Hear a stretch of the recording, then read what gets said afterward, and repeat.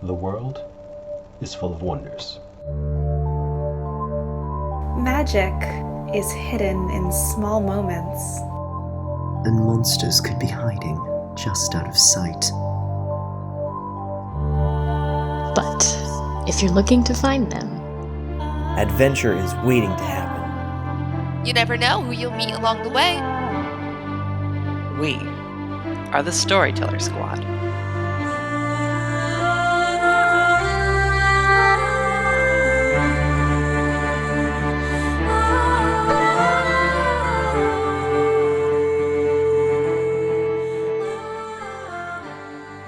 Hello, adventurers! Welcome back to the Storyteller Squad. Thanks for joining us for more Monster of the Week.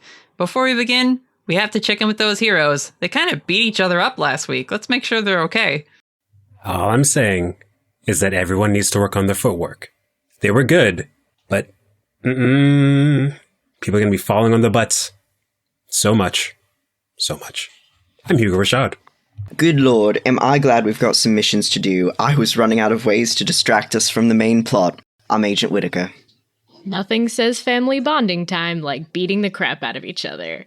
I love you guys. I'm Raven Eugenia. I promise I will turn down the shenanigans and the monstrous behavior. And you can't see my fingers because this is an audio program. I am Damien Angelo Edgecrest. I leave for a second, and I come back, and everyone's beating up Whittaker. I am not gonna lie, I'm a little upset I missed that. I'm Felicity Starnbrook. Horrified by the ever-increasing complexity of my social life amongst these humans, I'm Aiden Brightwood. Let's have an adventure. Last time, our heroes left the Blue Mountain Humane Society with a new friend in tow, the puppy dog Ruby. They still had nowhere in particular to head to, as they've just been meandering and trying to stay on the move and not settle down anywhere for too long. After getting a little tired of the road, they spent a morning discussing ways to solve their actual problem and what the plan was going forward. There was some discussion and contacting of their ally Prithi at the Eastie Agency, who said that they think if they assign you some cases that are unresolved, but under the guise that it is a search for Damien, you will be able to keep Olivia Eastie off your butts for a little while longer. Maybe long enough to get Raven and Felicity on the payroll. You had Mira arrive to answer some questions, although mostly what she did was annoyingly bring Felicity back to Autumn Falls using her fey magic, and that led to a discussion with Granny Jones, where Felicity tried to gain some insight into what could be done to solve the problem, either with magic or through Granny Jones's knowledge of the supernatural world. Granny Jones, maybe not surprisingly, thinks it's a bad idea to hang around Damien or treat him like a friend, but determined to look for a solution that lets you remain friends with the pile of gloop. You thanked her for the information and took a box of her homemade cookies back with you when Aiden arrived to reunite you with the group.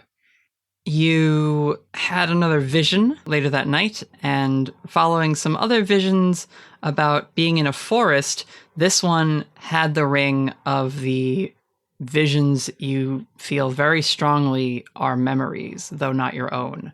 After trying some illicit late-night magic with Damien in an attempt to learn the life drain ability in order to steal back the spark that he took from you, you talked to Aiden and seemed to resolve a little bit of the tension between the two of you as you connected that the person with a large sword in your vision is somehow connected to Agent Hillary Ross. The next day, you guys spent the morning before brunch bright and early as Whittaker woke you to do some training together, which led to a full group sparring match, and some frustrations were let out, some pent-up energy, and y'all got the zoomies and went after each other with glowing fists, tiger forms, and magic tarot cards, along with some taser bolts from our good friend Hugo. Poor Whittaker brought secret agent training to a magic fight. But that's where we left off, as you all laid there in the field where you had parked the trailer, ready to make some brunch. What do you do? Good work, everyone. How do we feel about pancakes? Yes, please. You earned them.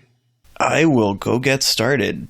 You didn't have to cook them, Damien. Anyone can make it. Whatever, it's fine. It's fine. Not if I get there first. And they race to the oven, or stovetop, I guess. Damien rushes to the small kitchen range in the trailer to whip up some pancakes for you all. I would think Whittaker probably has some sort of camp stove also that you could bring out to do like cooking of meats and other things that might make a little more smoke and do that outside. Oh yeah, he's got like a grill dad side to him, absolutely. Yeah. As we've started to establish, this trailer is packed with features, so there's probably a fold-down propane attachment and easy way to set up a little grill outside. It's got everything. Do you guys know what a Paul Bunyan breakfast is? Have I talked about that before? Isn't it French toast, bacon, eggs, ham, pancakes, and some other thing? It's just like everything, right? It might be called that in some circles. What I know it as was the traditional breakfast food we had with my cousins when we went camping. You would make little pancakes and then stick a sausage link in them and fold it up like a taco and squeeze maple syrup over it. I do remember you talking about those at some point. Yeah, I don't know if I've included it on the show yet or not. If not, it's really good, guys. You should try it. I'm down. Yeah, it sounds delicious. Yeah, it's like the perfect way to eat breakfast when you're camping and plates are in short supply. Is it Aiden who introduces the idea to the group? Sure. Yeah, why not? She tells you an odd story about heading west and being around a logging camp and making breakfast for the hungry lumberjacks. She tells you about her good friend, Paul Bunyan. So you guys are having breakfast. Hugo, I want to check in with you after all the sparring went down, you're eating together, and the plans to continue traveling further from Washington. Where's Hugo's head at? If anything, he's good with it. Slightly worried about exactly what will happen when he's gone for too long, but at the same time he's realized they've been fine without him in the past, them being the other members of the Whispered. Mm-hmm. Yeah. If you are not opposed to it, I have a flashback in mind for Hugo in this moment as you see Whittaker grilling up some breakfast sausages, maybe flipping a few eggs on a little hot plate. And as you sit outside or go in and bring out some glasses of juice for everybody, you suddenly just start to reminisce. You are remembering a moment like this in your younger years. And we will shift the camera to the Rashad household many, many years ago. Your father, Jabari, is out on the deck grilling in a similar fashion to Whittaker in this moment. He's got some chicken thighs brushed in his signature barbecue sauce that are cooking on the grill, and a pan of wings that he's steaming and reheating after prepping them the night before. And your mother, Miranda, is sitting on the deck under one of these the deck chairs that have the little shade awning attachment. And she's got a book out that is allowing her to practice reading Italian, one of the many languages that she speaks. And a few cars pull up outside the house, and a bunch of your extended family are here. Your aunts, uncles, several cousins, and they all start piling out of the cars. They're carrying food and coolers and greeting each other as they arrive and calling out to your dad, "Don't burn it, Jabari!" And he's like, you got, welcoming everyone to your home. And young Hugo is not part of this initial wave of hospitality. A 12-year-old Hugo is up in his room. There are some paints out on a little desk and several plastic figurines in various states of painted. There's a lot of Gundams. A whole lot of Gundams. Yeah. Little glue kits and model figures put together on their bases. There's a knock on the frame of your door, and your mom says, "Cousins are here. Yep. You gonna come down? You gotta come down and say hello." Give me like an hour? And she walks over to see what you're working on. It's nice. Ooh, look at this one. She picks one of the little foot soldiers up. You're getting pretty good. It's not quite there yet, though. Not quite there. Yeah. If I know you, you'd stay up here all afternoon getting it just right, wouldn't you? But I can't, can I? Well, people aren't meant to be alone all the time, Hugo. You need family. And we need you. I mean, without you, what are we supposed to do if a monster shows up? And she takes one of the monsters off your shelf of minis and kind of like, shakes it at you. And at that moment, your stomach growls, because you haven't eaten since maybe the night before, being obsessed with getting this army or whatever it is that you're working on finished. I think I hear a monster right there. I bet some of Daddy's wings could slay it, don't you think? What do you say? Wait, is he doing the ones with the extra hot sauce? Mm-hmm, you know he is. Hugo puts the stuff down and just bolts out the door. We fade back away as you hear your dad's voice calling from outside. All right, everybody, take a seat. I'll have this food ready in a sec. And we fade into Whittaker turning around with a plate of the sausages and Damien coming out of the trailer with a bunch of pancakes. A different sort of family gathering, but a similar one to those you fondly remember. And you hear a voice in your head, Hugo. It's a nice story, Mr. Rashad. I wonder what it would be worth in trade. Far more than you can afford. You let me know when you need a bargain. I still have to pay off that last one. That's true. You know how to find me. The voice of Aranya Kabe leaves your mind. And you have pancakes and syrup to wash the bad taste out of your mouth. And at a rare moment, Hugo's actually smiling quite a bit the entire time. Mm-hmm. I have wet wipes just because pancake syrup gets everywhere. And here's some silverware for you and the plates. What kind of syrup do you have? We would probably have gotten whatever the highest quality. This close to Canada, we have great syrup. Mm-hmm. We're definitely syrup snobs here. Okay, so it's a real syrup group, none of the corn syrup stuff at all. Oh god, no. We definitely splurge for like the gallon size. It's like $50. Yeah, okay. Just a jug of that pure maple syrup. Felicity uses a little bit too much of it. Just a little bit. And everyone's like, oh, it's $50. Like, come on. And I'm just like, How is that pancake retaining its structural shape? It's not. It's more of a cereal at this point. Soggy mess on a plate. Creepily enough, there is a single bottle of the artificial stuff, which Hugo is using because he's not used to the regular stuff. Yeah, I think Aiden and you are sharing that one. She's like, I didn't have the real stuff for a long time, and I kind of got used to this one.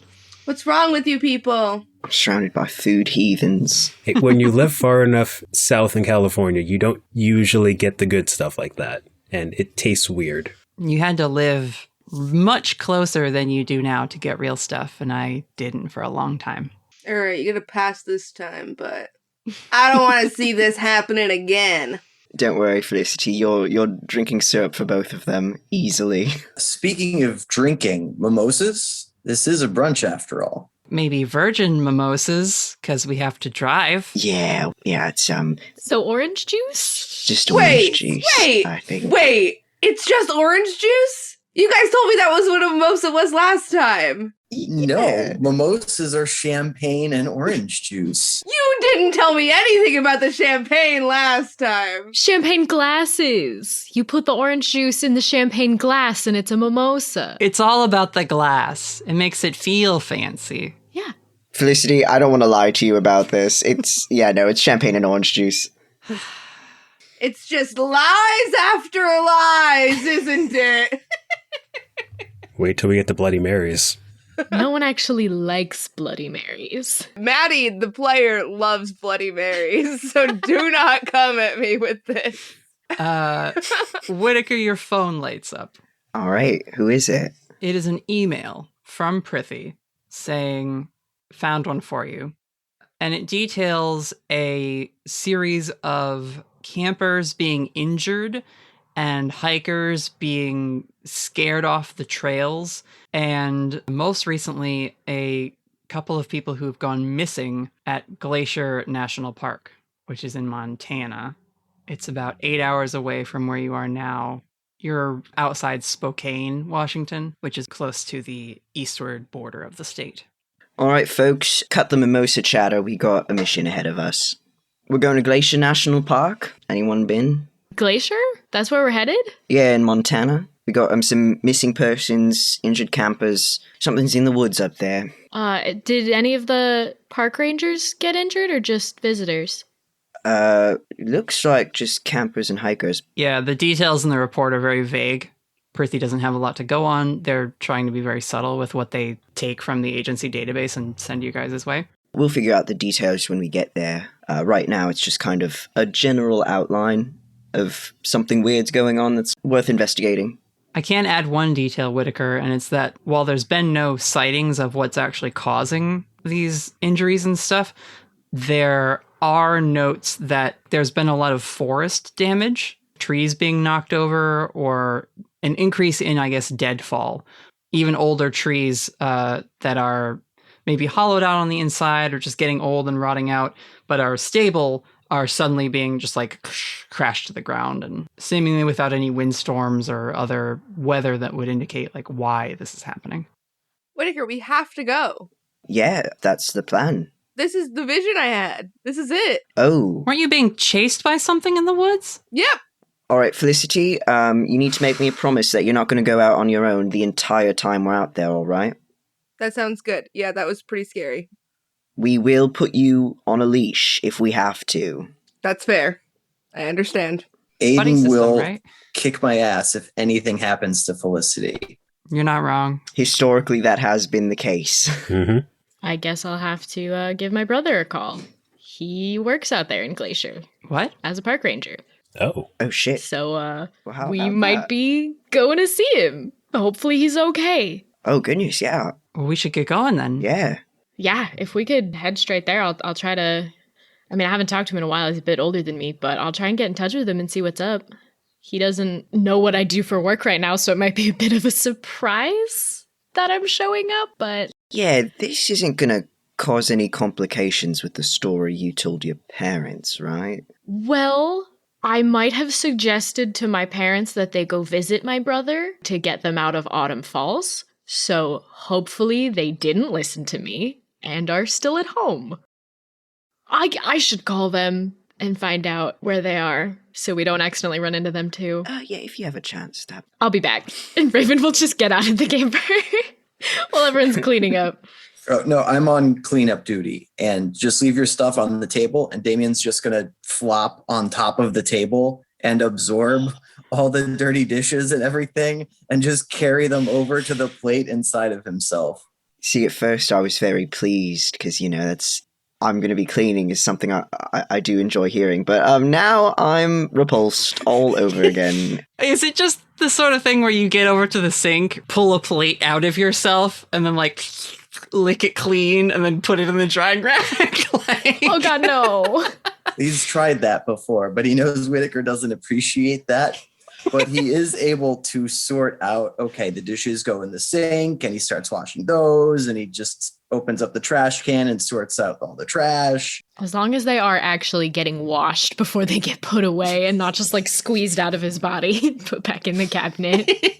Yeah. There's potential for some very gross cleaning habits, and I'm glad we're establishing that they are not happening. At least not anymore. Damien understands that the only way cleaning actually counts is if he does it wearing gloves of some sort. Otherwise, Whittaker will come in afterwards and do the dishes. So he has gloved up as his regular form of cleaning. If there's one thing Damien's about, it's not wasting water. We don't need any more water than is absolutely necessary in this trailer.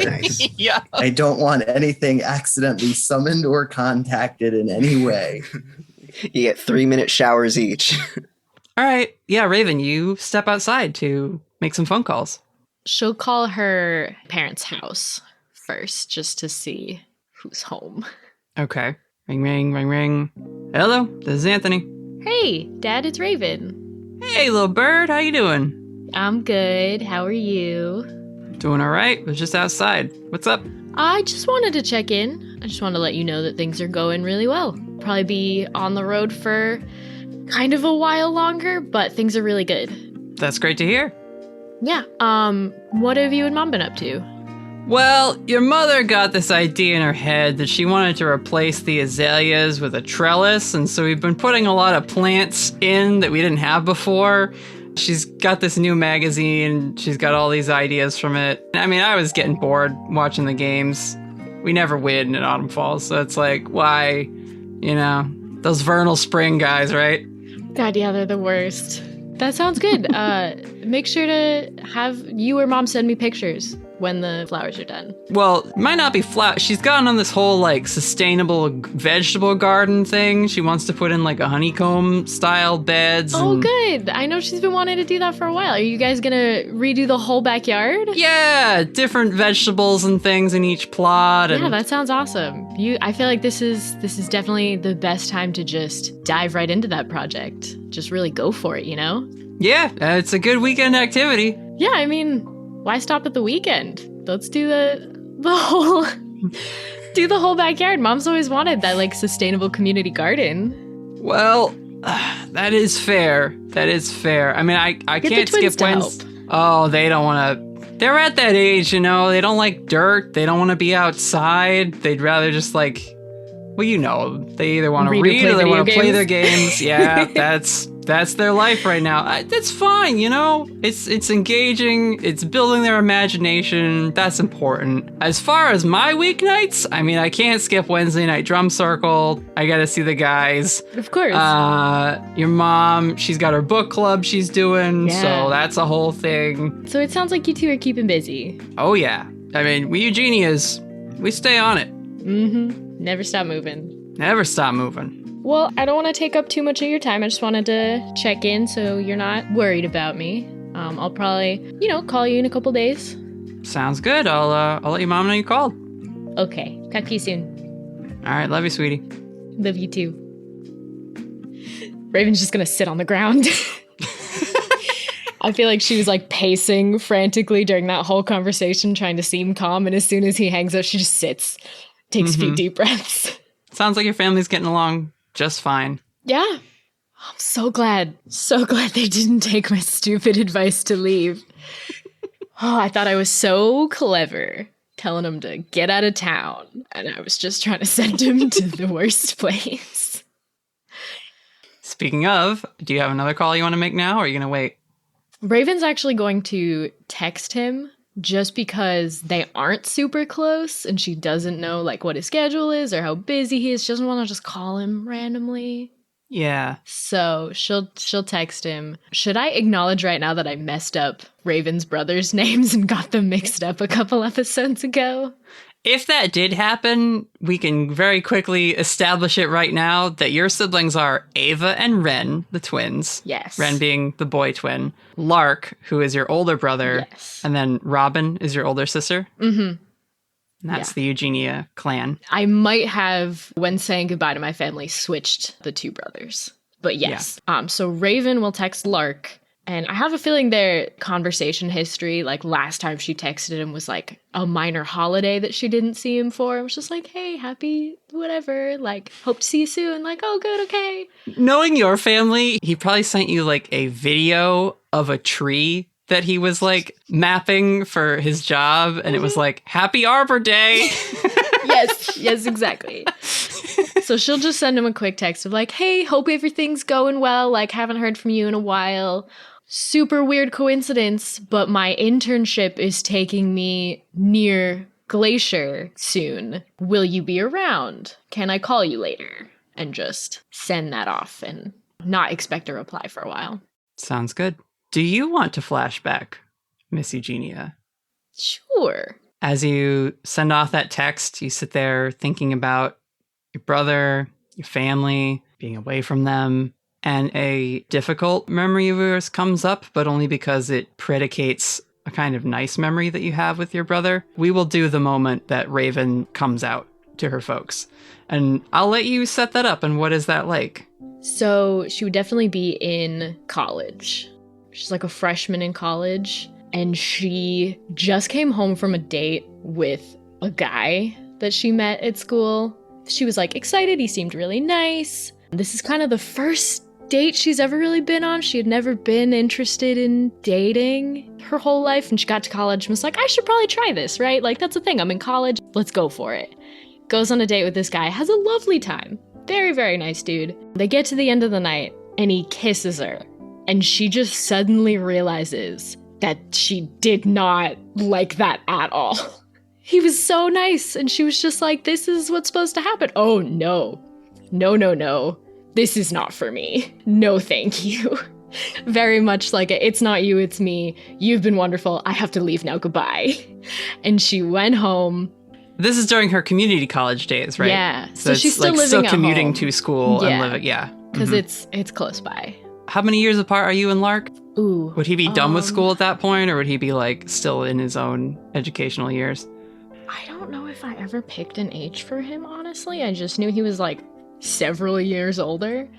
Because there's like a gap between you and Lark, but then Lark and Robin are close, and you and Ava and Ren are kind of much closer to each other. Or actually, even they're much younger than Raven.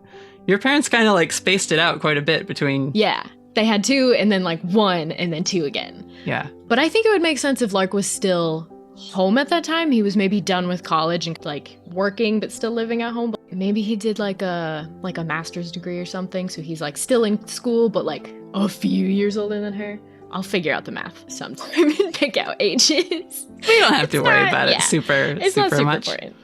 But yeah, you get home after this date that started fine, went well, and ended the worst it possibly maybe could have. Your mom is like in the kitchen. We'll say that around this time she was in like a pickling phase. Your mom goes through phases clearly with like Yes. what her project is going to be. And so she's got like just big steel soup. I can't find the fucking word in my brain. Pots. Yes, thank you. Just big, tall soup pots filled with different brines that she's mixing in jars, and she's measuring out like how many lemon slices to put in this bunch of cucumbers. And oh, this one is a carrot pickle that she's working on. And you come rushing into your house, I guess? I think she kind of walks like dejectedly into the house and like puts her purse down and kind of does that thing where she'll sit at the kitchen island and just kind of lay her head on the counter and let out a deep sigh. Your mom is there with like a scale and she's measuring out the liquid. And without like looking at you, but very like attentively is like, how'd it go?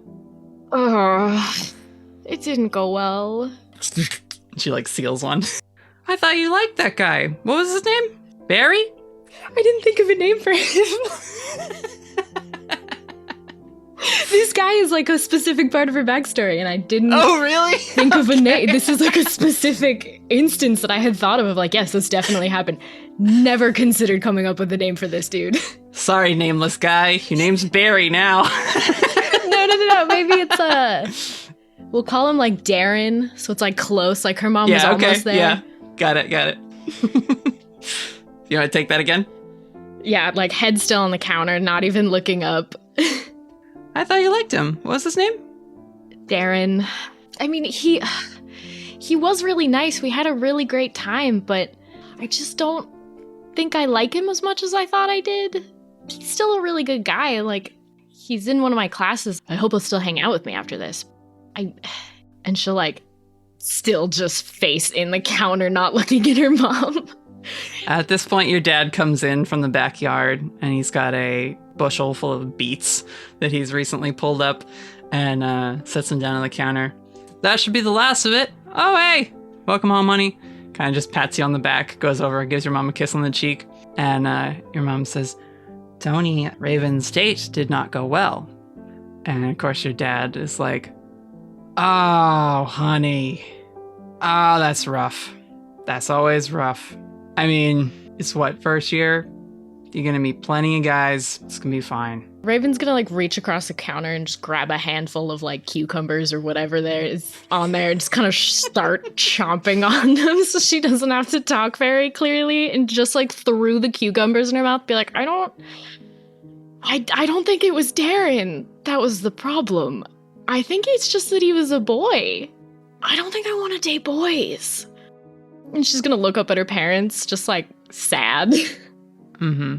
Your dad is also like chomping on a cucumber, but looks completely like unfazed. He's just like, you think so? And meanwhile, your mom is like still like measuring carefully on like a thing of pickles. And she's just like, uh-huh. Oh, honey. And she like sits it down and then like rushes over and like gives you a hug. That's okay. That's all right. Yeah, whatever is good for you. I just feel so dumb that I didn't notice till now. Like, I'm almost an adult. It took me till now? How did I not realize this? Well, I think sometimes it's easy to get certain types of feelings confused when you're not thinking about it in that way. I mean, I know you haven't talked in a while, but you and Bethany, you were just like this, honey. And she does the like fingers crossed thing. You don't think that was anything? Oh my god, do you think that was something? Raven kind of stares off into the middle distance, and suddenly lots of things make sense that didn't make sense before, because she did not notice. Yeah, your dad comes over. He like finishes the half pickle that he's eating. Like I said, you have plenty of time. You're gonna meet a lot of cool people. Some of them will be boys, some of them will be girls. Some of them might not be either. Maybe that's what you're into. That's okay too. You just gotta find the person that's right for you. Raven's gonna hug her parents. I have a feeling they're very used to group hugs where like they're one parent on each side and they crush her a little bit. Your mom is like, all right, come on, spread those wings. And everybody does a big hug. Eugenia clan style. From there, we can kind of movie fade a little bit, but you head upstairs after probably a little more teary conversation with your folks. And your brother is up in his room, which is still his room at this point, and he's working on a paper or something, and he sees you heading down the hallway. Hey, Raven. She'll pop her head into his room. Hey. And you sees that you've been, like, teary a little bit. You okay? You got some... Like, what's up? She'll, like, wipe her face, kind of embarrassed. She'll be like, oh, it's fine. I had a date tonight, and it didn't go well, but it's okay. I know what that's like. Yeah? I've been on so many bad dates, Raven. Like what? You don't want to hear about them. You good, though? Yeah, I'm okay.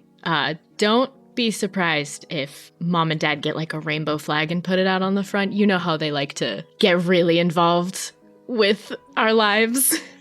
You know, super supportive. His eyebrows raise. He looks shocked and a little pale. And just looks at you and is like, wait. And like kind of turns around in his chair and is just like looking at you like expecting like an explanation for that. She kind of looks him up and down back like, what? What did you tell them? I don't like boys. Oh. What did you think I told them? Nothing. Wow. She kind of squints at him suspiciously and then, like, creeps into his room a little further, so she's in his room, not just in the doorway. What did you think I told them? You're a lot braver than me, kiddo. And he gives you a hug. And we will fade away from that flashback. Aww.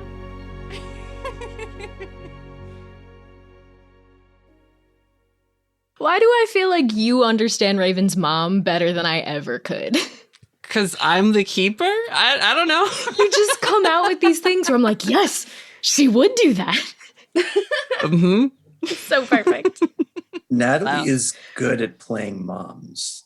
Yeah. Listen, if you are one of our adventurers out there listening and you, like, I'm your mom now, okay? Brennan Lee Mulligan can be your dad. I'll be your mom. Yay.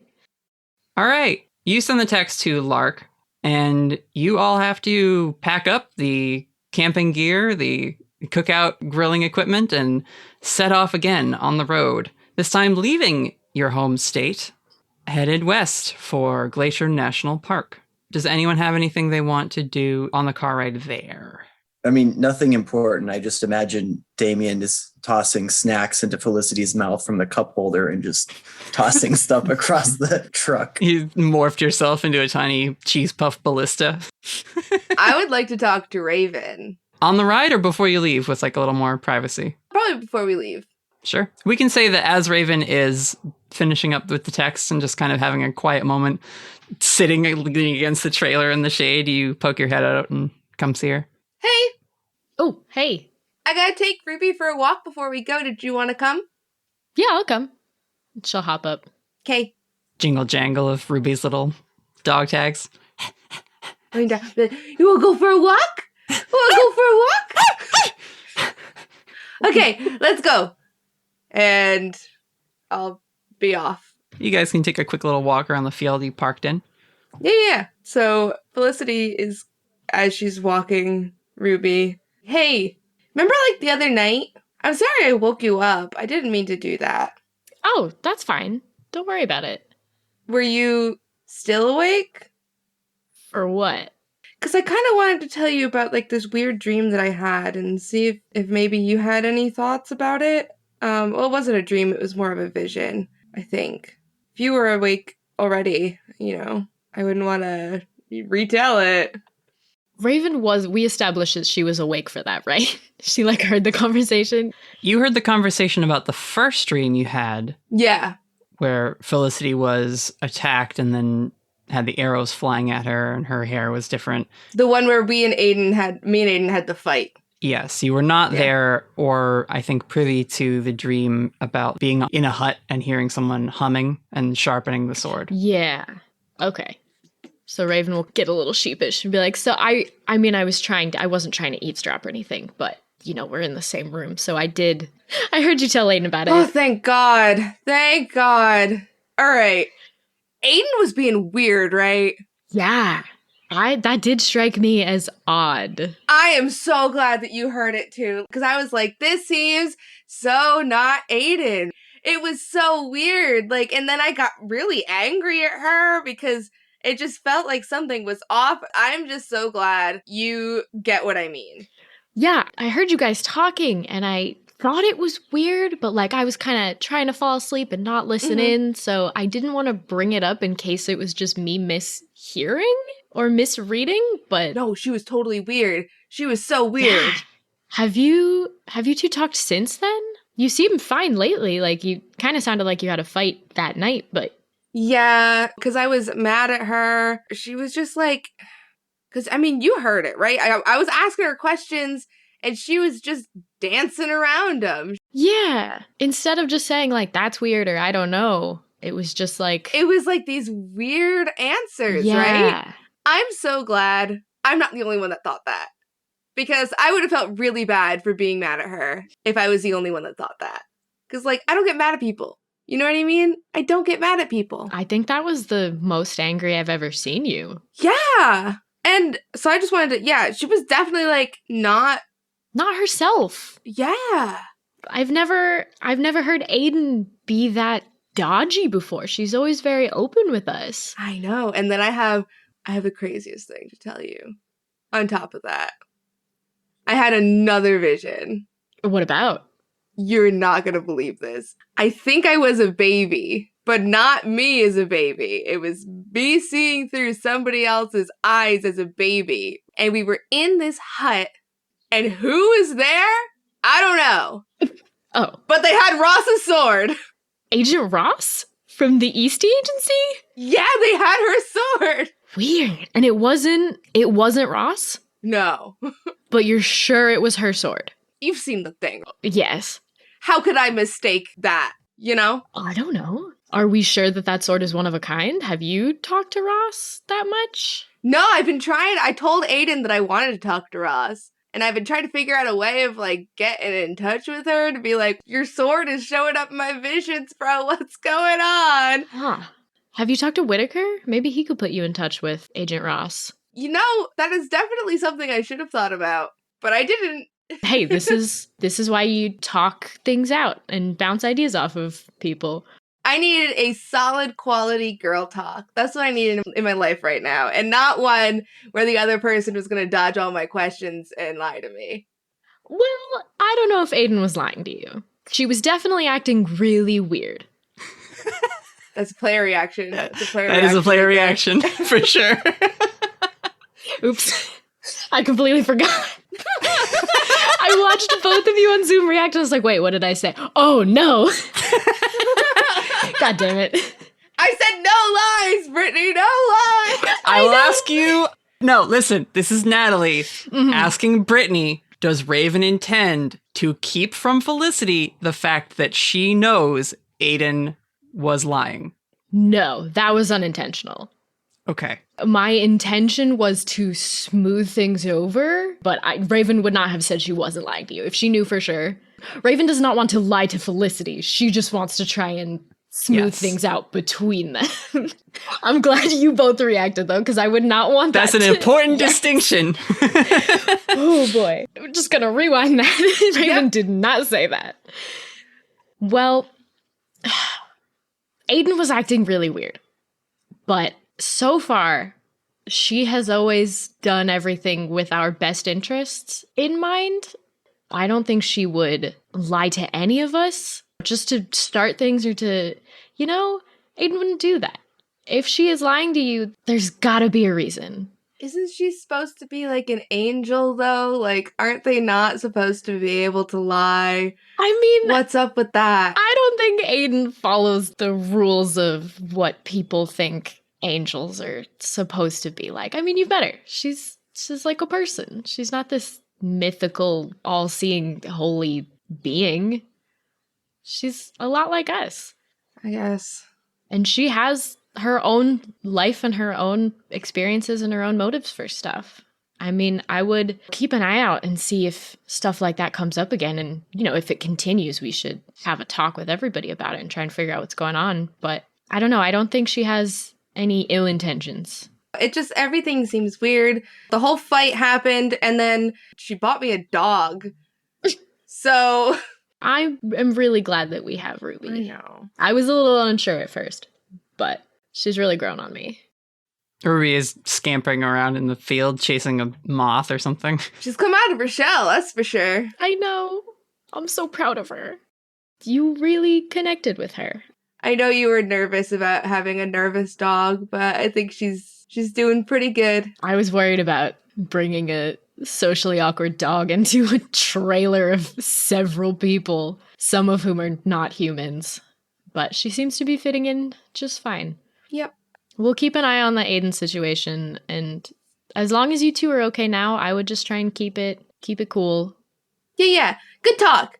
We should find Whittaker soon and ask about talking to Ross, because if I know one thing, you want to talk to Ross again. Raven's just not going to respond. She's going to blush deeply and just kind of like, oh, we're back at the trailer. We'll do this again sometime. This was really fun. Yeah, girl talk time. And then just disappear into the trailer. Vanishes into the trailer. You grab your things for riding in the truck. Anybody else? Aiden, your pants are fire. I like those patches that you've put in them so much. Thanks. I've had these since we've known each other. What is this? Oh, I was just doing a bit based on the fire. I didn't have an actual. I was just talking about how Aiden was lying. I was just like, hey, Aiden, your pants are fire. All right. Worthy joke. Well done. I thought it was funny. All right. After several hours in the car, which puts us at, you guys got up to train, then you had brunch, then you went for a walk, plus 8 hours. It's at least sunset, if not dark already, when you guys are approaching Glacier National Park, which I found out has 3 visitor centers. It's not incredibly important which one you go to, but this is a big place, it turns out. Cool.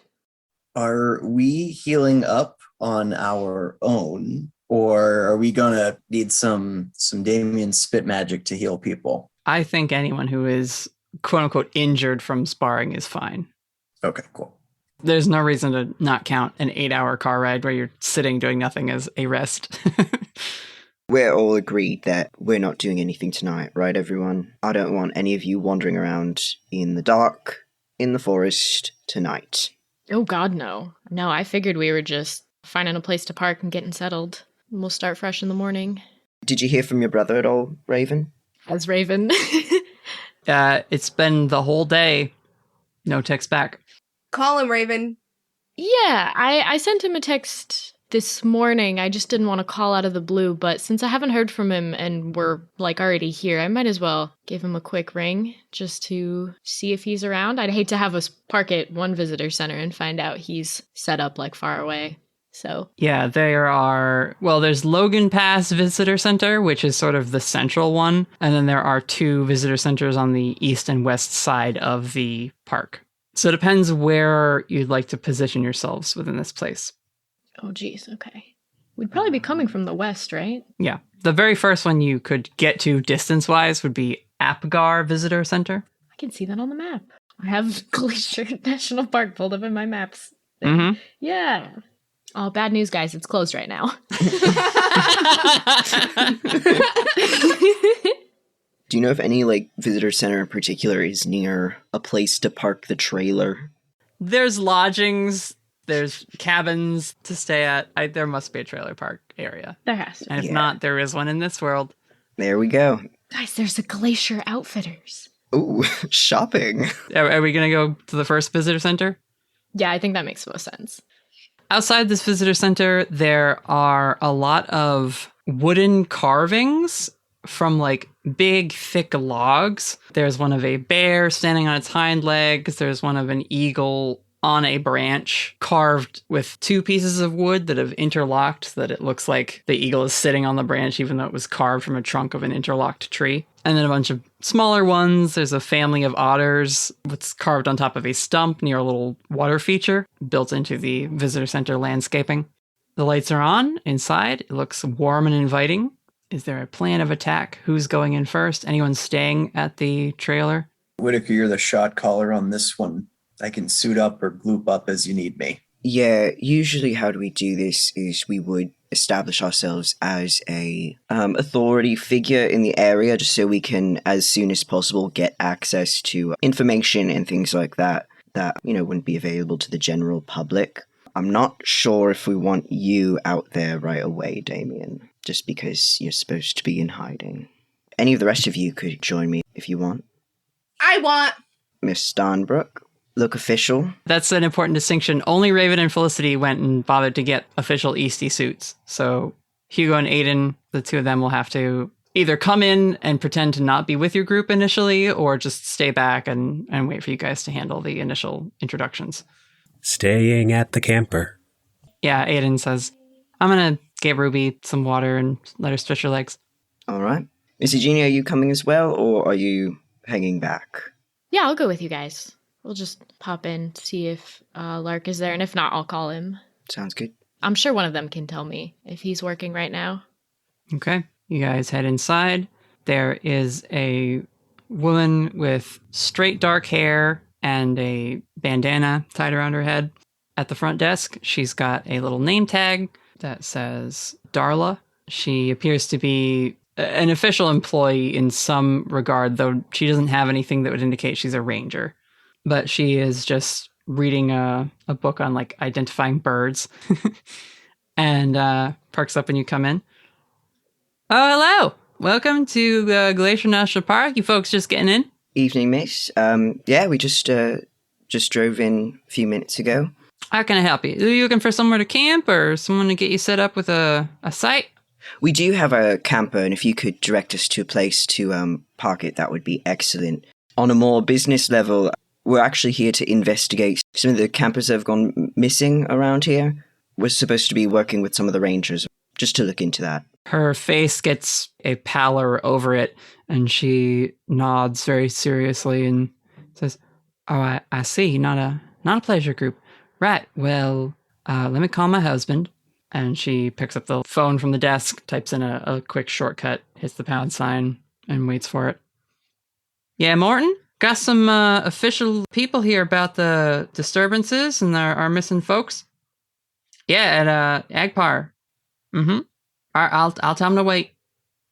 She like puts the phone to her chest. What group are you with? We're with the Forest Protection Division of the Eastie Agency. Hold up the little badge. Quick badge flash. They're with the Eastie Agency. I don't know. You handle all the official stuff. Well, you just get down here, okay? All right. Hangs up. That's my husband, Morton. He'll be down in a minute. Can I get you something to drink? We got snack machines down the hall. There's a fountain. I'm all right, thanks. Do you have soda? We got Coke and Coke products. I'll have a Coke, please. Right down there. She directs you down like a hallway where it says like restrooms and snack vending machines. This episode is sponsored by Coca-Cola. Does that mean we have to come up with some stupid soda brand name to sub in instead? No. Cola Pop! Actually, yeah, she would call it Pop because you're in Montana, so. That's true. She would just tell you there's all flavors of pop. Yep.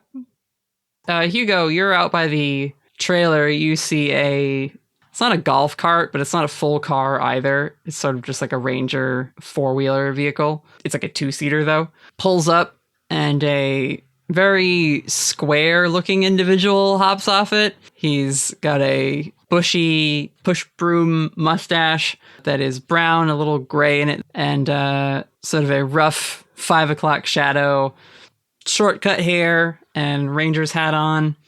And he eyes you in the trailer as he walks by and makes his way into the visitor center.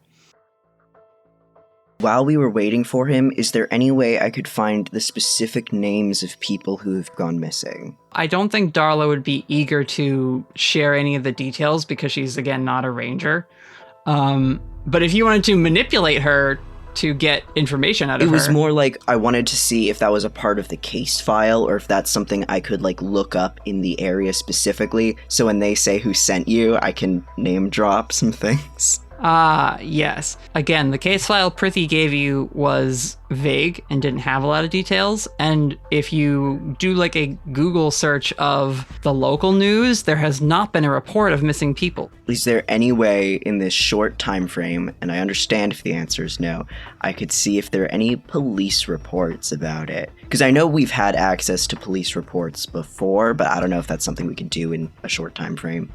That would be a thing you would probably be able to access with a little bit of Eastie Agency fiddling.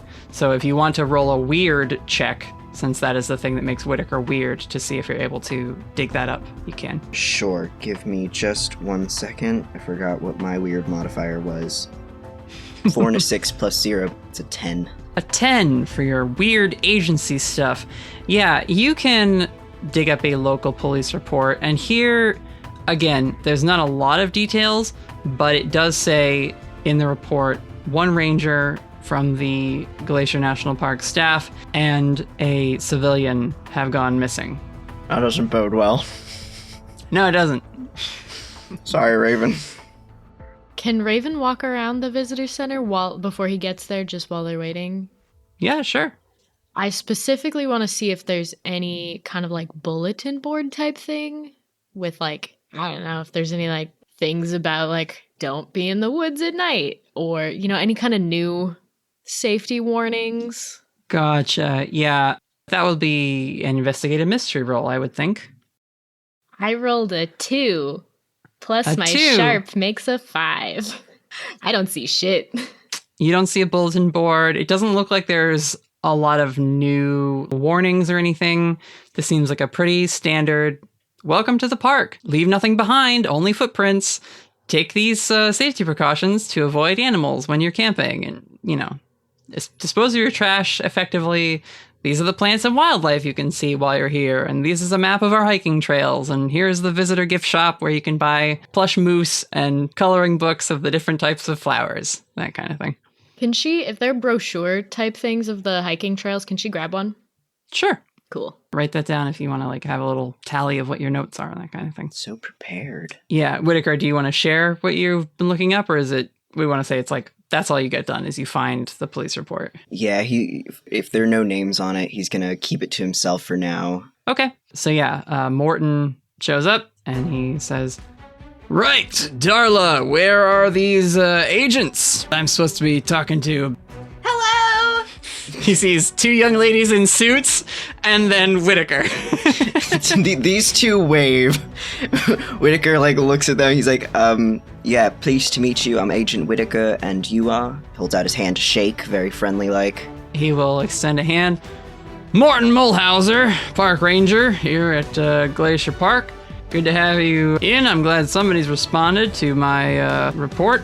Sheriff's office said they couldn't do much since it was, quote-unquote, an internal affair to have one of our own go missing. Right, yeah, that usually turns out to be the general response, huh? Well, that's what we're here for, and we're happy to help look around, and hopefully we can aid you in figuring out what exactly's happened here. Do you and your team have experience with wild creatures? Certainly. Well, that may come in handy. Some sort of critter running around these woods causing a heap of trouble for folks, making it dangerous, causing obstructions in the pathways and the hiking trails. I had a guy go out looking for it a couple days ago, haven't heard back from him, starting to get a little worried. Usually we check in by now. Who was that? What's that? Who was that? You said one of your own went missing? One of the rangers here? Yeah, Ranger Eugenia. He's been working here a few years, but he's eager, I'd say, and surely younger and sprier than me, so he decided he was going to take it upon himself to look into the issue, try and get it sorted. But it's supposed to check in at least at one of the outposts. Maybe his radio or his walkie's dead, but normally he's real responsible, kind of upstanding guy. We'll take that into account. Sorry, I didn't get your names. And he goes to shake you in Felicity's hands. I'm Felicity Starnbrook. It's nice to meet you. Nice to meet you, Miss Starnbrook. And you are? Raven will shake his hand and just say very quietly, Raven Eugenia. Agent Raven Eugenia. Darla behind the counter, you just hear, oh my stars. You see Morton, his mustache kind of twitches a little and he brow furrows. Well, I've done gone and put my foot in it. I'm sorry, listen, I've been looking to find your brother. Yes. Yeah, I can see the family resemblance now. Well, you are the professionals. You know, if there's anything to be done, you guys will sniff it out. Now, I'm at your disposal. You need me or any questions answered, I'm available 24/7 till we bring our boy home. Raven gave him a firm, confident handshake and is just trying as hard as possible to be very stoic and serious. I think he, at that point, once he says I'm ready here 24/7 and you're just kind of being very professional, he says, I think we can stop the handshake now, Miss Eugenia. I didn't mean a constant Just been going handshake. the whole time. I meant the initial single handshake was a sturdy one and then they stopped. Oh, see, I love the idea of just and then not let go. She does try to give him a nod of kind of just a very serious, it's okay. Mm-hmm. You can stop. It's fine. Yeah. Okay. Yeah. He says, well, it is late. Can I help get you folks set up for the evening and then we will tackle this first thing in the morning? As soon as possible, if you could get me a map of some sort with labels on where disappearances or disturbances or any reports of this critter activity is taking place, that would be extremely helpful for us. Absolutely. Listen, why don't you come to my office? We'll take a look at the reports we've had. I'll show you photos of the spots we've got documented and get you all set up with the much detail as we can. Excellent, thank you. So Morton gives a nod to his wife. She comes over to you, Raven. You see she's actually gone to the vending machine. It has a couple candy bars and a thing of tea or whatever. It hands that to you and she says, I know I wouldn't be sleeping much, but well, it's decaf. It's a little thing. And you leave with Morton and go to his office. Morton has a bunch of mounted fish trophies. He's a fishing guy, it seems. And so you come in, there's a big, God, you'd think I'd know more about fish because my cousin and uncle are super into it. But it's, it's preserved model trophies of things that he's caught. And a case of fancy lures and pictures of him on the water and boating with friends. He takes out a little whiteboard that has some sticky notes and some pictures stuck up on it.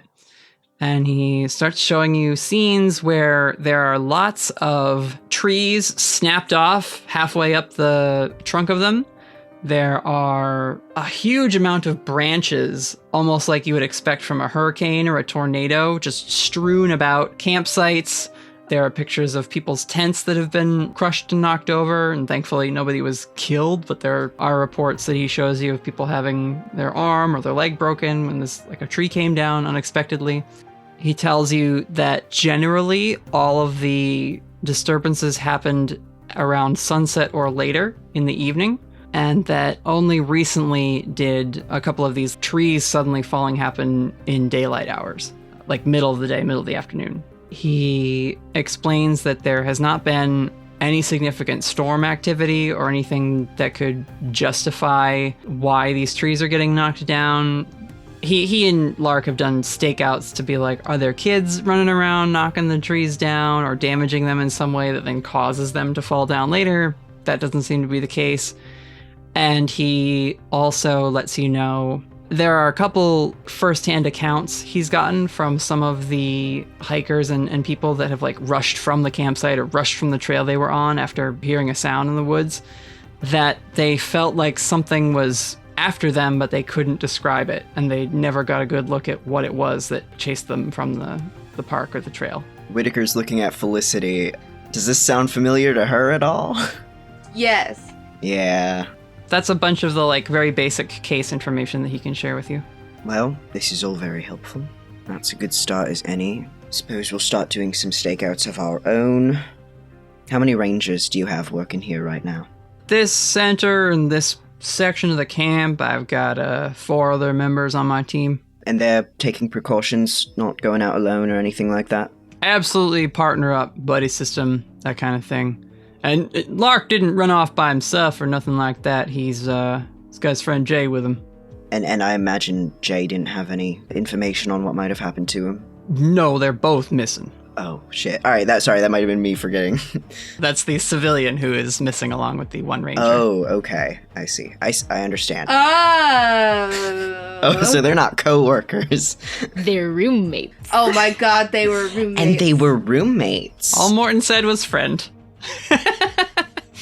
You can keep questioning Morton if you want about who Jay is, but Listen. depends how important that detail is to your official investigation. Not to Whittaker's, maybe to Raven's. Okay. Yeah. At this point, if he just said that Lark wasn't by himself, Raven would be like, so Jay's he's not another park ranger here? No, he's one of those kind of outdoorsy types. He's not officially hired, but Lark brings him around. He's got a good sense of the woods, that sort of thing. He's some sort of tracker, I guess, professionally. But, yeah, they've been getting along pretty well, you might say. And, came to the company picnic together, that sort of thing. And you see Morton's getting kind of awkward. He's like a guy of that age who doesn't like saying things like that out loud, but Raven will try to politely cut him off. Yeah, but so they... Is he, Yeah. Is he hand gesture? We're not going there with this poor man. We get the point. When did they set out? This will be the end of the 3rd day. And they were supposed to check in at some point? Well, there's all sorts of ranger stations throughout the park where you can call into the main office just to give people a heads up and a check-in of where you're at, how things are going out there. We do it when we're surveying, that sort of thing, and like I said, Lark's not the type to just blow that off. So, well, Darla started getting worried first, then she got into my head, now I'm kind of starting to get worried about him, so we filed the report. It was pretty quick, honestly. It was just this morning. We're in the area. Thanks, Prithi. Do we have any other questions, or should we pour over the information we have and get started in the morning? Yeah, I think that's good. Just one more from me, actually. The first-hand accounts that you got, were there any howls, growling, animal noises associated with any of the first-hand accounts, or was it just trees breaking? Nothing specific. And again, these are a lot of tourists who are making these reports. They're not really trained to pick up and be able to distinguish that sort of thing. They did say they heard a lot of scrambling through the trees and some kind of growling of some sort. That's why we think it's an animal, not just some, I don't know, it wouldn't be eco-terrorists, but whatever the opposite of those folks would be, I suppose. I'm honestly just upset because they're taking down whatever this is ruining some very nice trees. I'm sorry, Bloody 2 people shame is went what it is. missing and he's worried about the trees? You know where this guy's priorities lie. Lark must fit in so well here. 2 people went missing. One of them is one of the person present's brother, and he's worried about the trees. He already expressed his concern about them, and now that we're past that, we can talk about the trees. To be fair, when you're dealing with the Lorax, and there are knees to be broken, I'm just saying. All right, He speaks for the trees. I'm gonna take a good long look at this man. There's no chance that he's like another of Gary's relatives, right? At Morton? Yeah, just checking, just making sure. You did say he has a mustache. They seem drawn to this occupation. Yeah, that would be, I guess investigate a mystery. It's kind of just like a sharp roll. General Sharp, we can, yeah. That's a 5. I mean, Morton seems like he loves the forest, loves fishing, and I'll just fucking ask. Will you? Will you? What do you ask, Felicity? I'm gonna say, hey, we went camping one time in this place in Canada, and we met this guy named Gary. He was super cool, and you remind me a lot of him. Are you related? Miss Starnbrook, that is not case related. Morton scrunches his nose up. He says, not aware of any relative of mine named Gary, but what was he like? He was big like you. He really loved the forest.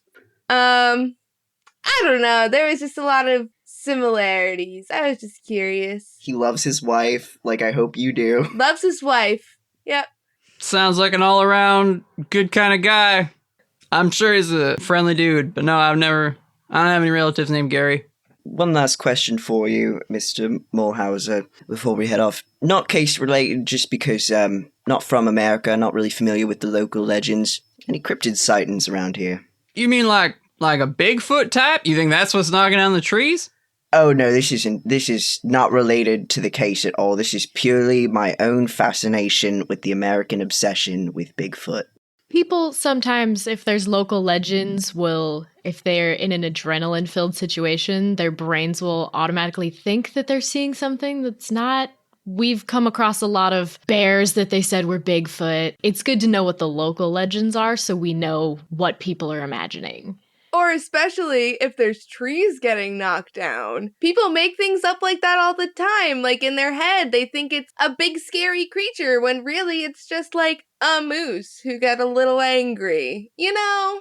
I hope to God we don't have an angry moose on our hands. That would be terrible. But listen, Glacier Park is not known to be home to any of these sort of legendary beasts. Although I suppose maybe we'll get known for that now. We've got all these unexplained accidents and dangerous tree fall going on. I heard of a thing called drop bears. They got that where you're from, Mr. Whittaker?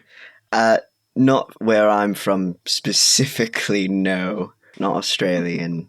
Though sometimes I know my accent does kind of shift there, but that's more Emery's fault than mine, you know. This is completely Morton being so American and not having a clue. Nothing to do with your accent. See, here's the good news for you, Morton. Number 1, we're here, and we're gonna find these missing people. I pinky promise. Number 2, you got some crazy stuff happening in your woods, and maybe, just maybe, out of this, a cryptid legend will be born, and then you'll have so many tourists coming here to come and see the cryptid. Why don't you roll a manipulate person check, Felicity? Felicity, 2 people are missing. Yeah, we're gonna find them. I covered that in number 1. You pinky sweared it. Oh yeah, no, you did. I pinky sweared it. Very professionally. Very professionally pinky sweared. Yeah. I like to picture whenever Felicity starts talking like that when we're supposed to be professional, Raven and Whittaker are just like trying not to be like, oh my god. I got a 10. Oh, nice. All right. Morton does seem a little put off initially by your I I pinky promise we're going to find those missing persons for you. We're definitely professional agents. Happy-go-lucky attitude. But your earnestness does win him over in the end. You just flash him a big ol' Starnbrook smile, and that's hard to not see the sincerity in. And so he just kind of gruffly nods and says, well, I just want to see Lark back safe and sound and make sure we get him and Jay out of whatever scrape they gotten themselves into out there. Yeah, me too. Of course. All right, guys, should we be leaving? Thank you very much for your help, Mr. Mulhauser. We'll be out of your hair. Alrighty. Rest up. We'll hit those trails bright and early. As soon as you leave, Felicity is going to be like, yeah, I don't know why I thought this guy was related to Gary. Gary, invited us to his house for dinner. We hung out with him and his wife. We met his kid. And this guy is just like, yeah, let's go hiking in the morning. See you guys later. He's so much less friendly. I wish I got to meet Gary's kid. That would have been nice. Whittaker's just gonna, place his hand on Raven's shoulder and just, squeeze and be like, you alright? Yeah, I'm okay. Raven? I'm a little nervous. Lark's missing, but if his boss isn't super worried about him, he's a responsible guy, he's smart, he's got his partner with him. I don't know, we're gonna do our best to find him. Obviously, I'm worried, but there's nothing we can do right now, so. Thank you, though. Just remember my offer, if you need it. There's no way in hell I'm going home before I find my brother. Of course. And we will find him. That's a promise. I know. We should probably let everyone know.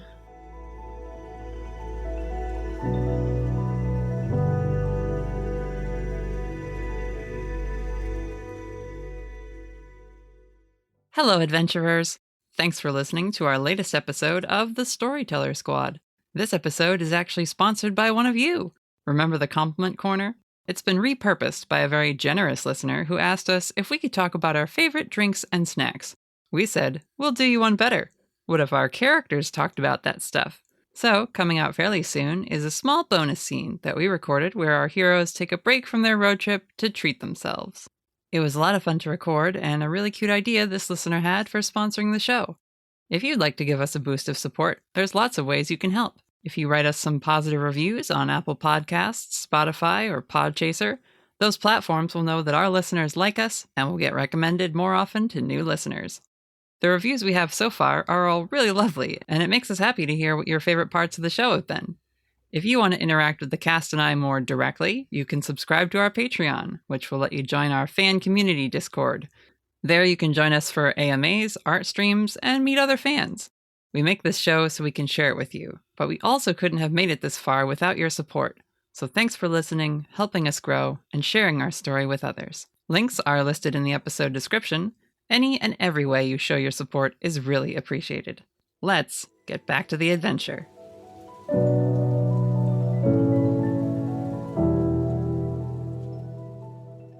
When Hugo sees the little go-kart that Morton was driving in on, and then he turns back to the cup holder where Damien was, and there's just a few chain links of chainmail that aren't well linked together. They're just mangled and twisted horribly. So there's 3 links and Damien is gone. Just gone, huh? I mean, he's turning into a crow or a hawk and flying around looking to see if there's anything interesting. But yeah, he's left the trailer. Okay. I don't know if crows or hawks have great nighttime vision, and it is getting dark out. Oh, maybe a bat? Okay, yeah. If you want to echolocate your way around the campsite a little bit. Sure. Investigate a mystery? 10. Okay, that's 2 holds. What is being concealed here? As you fly around the visitor center and the surrounding area, you do see that some of the trails have a sign and a chain in front of them saying off limits, debris being cleared, this trail marked as unsafe. So there are certain parts and areas of the park that have been cordoned off to keep civilians and tourists from going over in that area of the woods and the forest. As far as concealed, it's just a park visitor center. and campground. So there's not a whole lot that you're going to be able to see if you stay within a few moments flight of the trailer and the group. I feel like you probably don't want to take off into the actual woods and like go looking for monsters on your own. Not yet. Okay. What's your other question? Where did it go? If I'm allowed to ask that. I'll say, Damien, as you're flying around as a bat, you eventually come and rest on an eave of one of the cabins, and you see a family is packing up their things to leave, even though it is kind of late in the night. And you overhear the parents sort of telling their kids, "Trip's canceled. We're going back home. Y'all can play as much video games as you want. We're going to sit in the pool for a week." And the parents are like hushed whispers amongst the two of them, being like, "I know they have signs up saying that the bears stay away, but I swear I heard something in those woods. Listen, it was a small deposit. Let's just eat it. Let's get out of here." I agree. I mean, the kids are not going to be, they're not old enough. We should have known they weren't going to be good with the food, keeping it under wraps, that kind of thing. We'll just leave. So you're able to pick up from this conversation that this family heard something out in the woods and it spooked them enough to want to leave and go somewhere else for their vacation. So where did it go? It's out in the woods. So yeah, Hugo, I just wanted to check in with you. Any investigating you want to do as you're waiting for people to get done talking to Morton? Probably not really. At the moment, he's currently going through his phone on the park's website and looking at their list of 71 species of mammals. Hoping for a real world explanation. Crossing his fingers, but knowing unlikely. Okay. He's also very concerned about the fact that the scientific name for a wolverine is a gullo gullo. Aiden comes back with Ruby after letting her stretch. And what do you think this time? Missing people? If we're unfortunate and it's not something simple, either something got to them or they went somewhere that they should not have gone. Yeah. She kind of looks up at the sky as the sun continues to set, and you're starting to see stars and the moon shining very brightly because there's less light pollution out here. It only takes one bad turn in the woods to end up with the folks, so... Yeah, I hope it's not the folk. Got enough of just the one. What do you think about that, by the way? About what? Mira. No, don't hate me for this. Please don't hate me for this. Hugo, I don't think I could ever hate you. Felicity is essentially wearing ruby quartz glasses while walking through a minesweeper field that has all the red flags up, but can't see what color they actually are. Yeah, I was kind of afraid you'd say something like that. I'm glad I got the reference. Ah, good. You're getting there. Though I guess at the same time, maybe we're not really being fair to Mira. What do you mean? Yeah, I'll be the first to say that I have a solid bias against the folk, and I know that. I don't know her well enough to simply say, because she's part of the folk, that she is a danger. I don't know that Felicity even understands what's going on there, which I can't tell if that makes her safer or more in danger. At a certain level, I think Mira might be the one in danger. I hadn't considered it like that. Oh, geez. She just kind of like sits down and hugs Ruby and like gives her some ear scritches. You good? Yep. Yeah, just really glad we got this very good girl. Petting the dog. Okay. If Mira becomes a problem, you'll help me deal with it, right? If Mira becomes a problem, then I have already failed people. Okay. And at that point, we will say the agents return from their discussion. You gonna be talking about my girlfriend like that? What the fuck? Did you guys know that this place has gullo gullos? What is that? Wolverines. Oh. Fascinating. Yeah. Hey, Whittaker. Come here. Hold on one second. We'll tell you what happened later, I guess. Okay, Felicity. I'm sorry, this is really important. Raven, come here. Okay, what's up? We have to take Ruby for a walk. I don't like that the dog I gave you for emotional support has become your I need to talk behind people's back. Whittaker gives Aiden a look like I have no idea what the fuck she's talking about, but we'll see. Raven does the exact same thing of like, I don't know, kind of shrugs like, we'll be back. Aiden just gives one of you the leash. Yeah, Raven looks at Whittaker like, I have no idea what this means. So you guys walk back towards the office. Felicity needs a moment with the both of you. We'll be back in a second. Hang on. And as soon as we get outside, I'll be like, all right, Whittaker, listen. I'm listening. The other night, I had this vision. I was talking to Raven, and we both agreed. Aiden was just being so weird. Like, really dodgy, and, like, not answering my questions about this vision. It was about a life that I haven't lived yet in the past, I think. All right. I'm not really sure yet. I haven't gotten any answers or anything yet from anybody, but I know you're really honest about everything. So basically what I need, do you have Ross's number? That is a lot to take in. What I can say is Ross is notoriously difficult to get a hold of. It's always been a sort of she calls you situation. But do you have her number? That's all I need to know. We are not on a number sharing level in our relationship. But you've said that she's called you. That was sort of metaphorical. She's emailed me cryptic things before. Mm-hmm. And right now she is, in fact, not missing, but she's kind of off the Eastie radar right now. So she is... What about, what's the cowboy man? Spiegel? Mac? I mean, he's with her. Theoretically, he's... Do you have his number? Do I have Mac's number? I don't think I do. You don't have either of the numbers. As much as I'd like to get Mac's number, no, I don't have it. Yeah. Raven? Is he lying? Is he? About wanting to get Mac's number? Or about having Mac's number? About anything. About having his number. Would she be able to tell if Whittaker does have a way to contact Ross or Spiegel? I mean...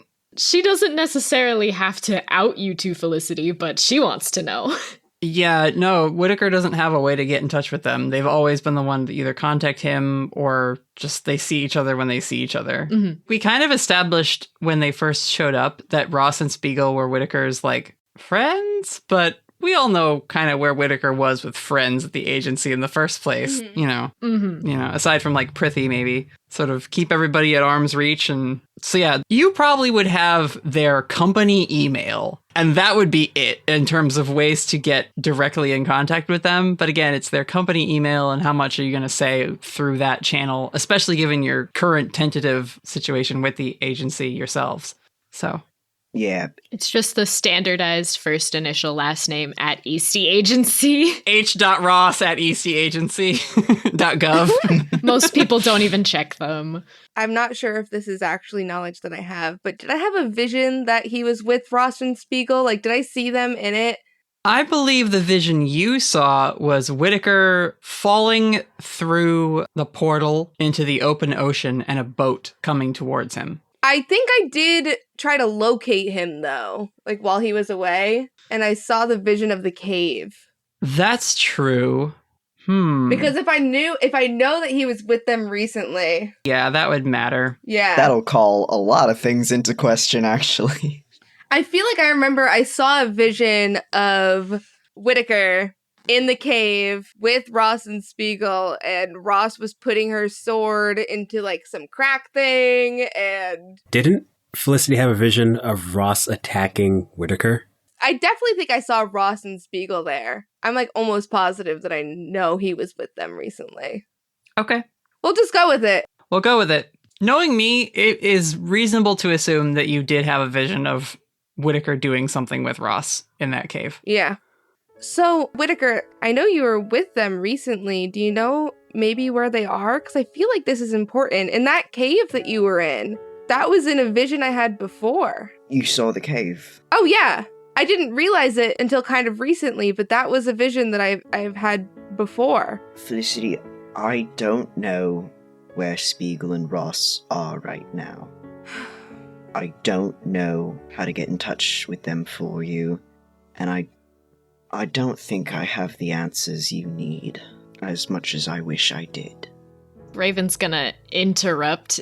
Whittaker's really struggling for words. Raven's just gonna cut in and be like, can I go back to the trailer and let everyone else know that my brother is missing? Oh, yeah. Yeah, you can do that. I'm sorry. Yeah, it's okay. There's been a lot of stuff happening. I'm gonna, you can finish this up and you can come back with me, but I'm gonna go. And Raven's gonna head back to the trailer. God. Yup. That's what should happen.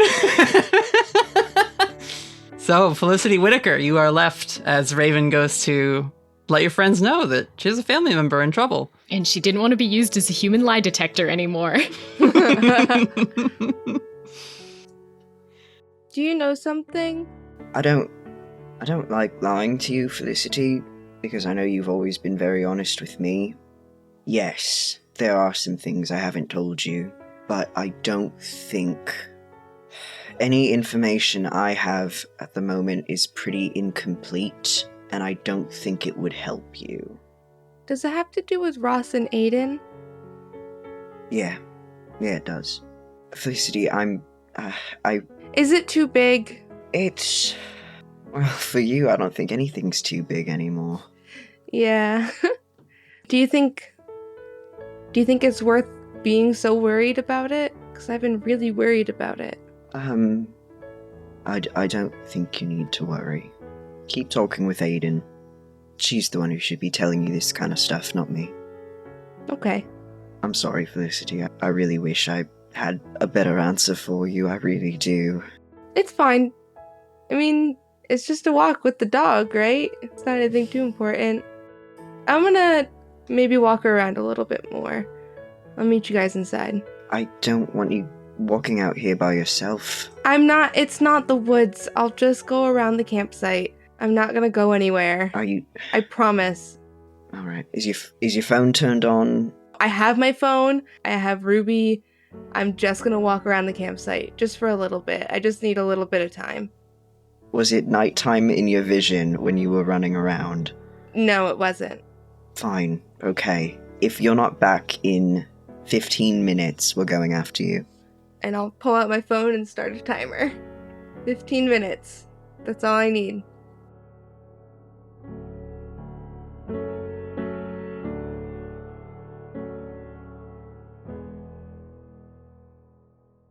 Felicity, you go for a walk.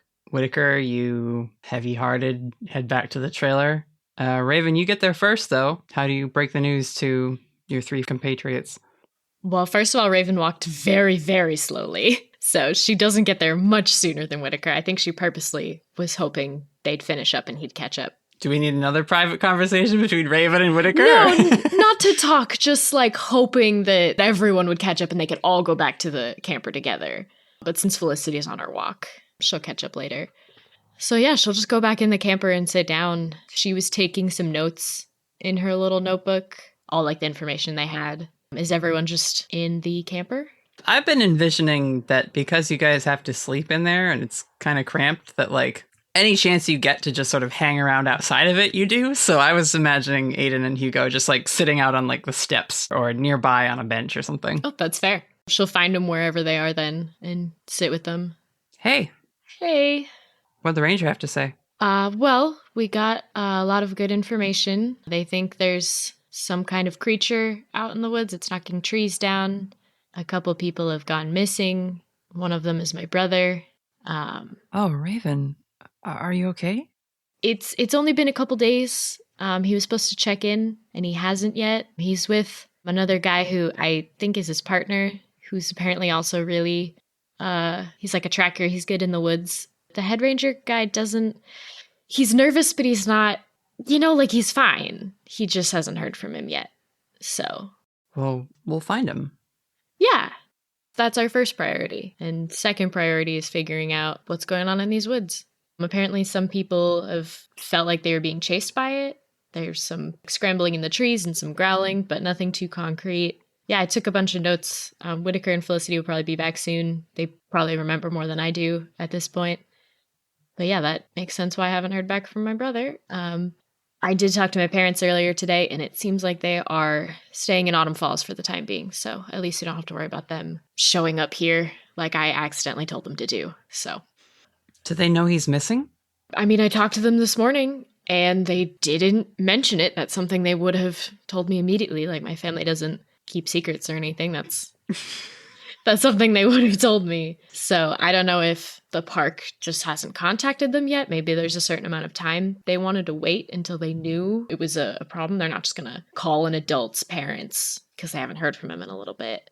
I'm hoping we can find him before I have to tell my parents, and then we'll just, let them know that he was on a camping adventure, but they don't need to know how serious it seemed.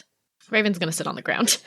Aiden looks at you, Hugo, and she just says, gosh, so not simple.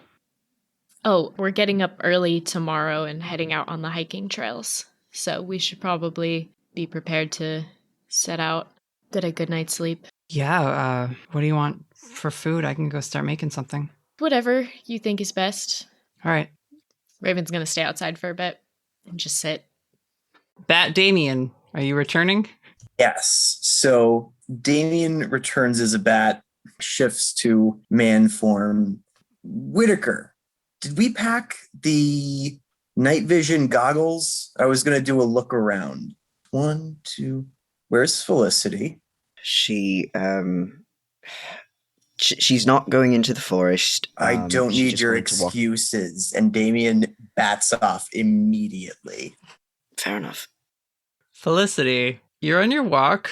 Where are you going? Are we in like a campground? Is that what this is right now?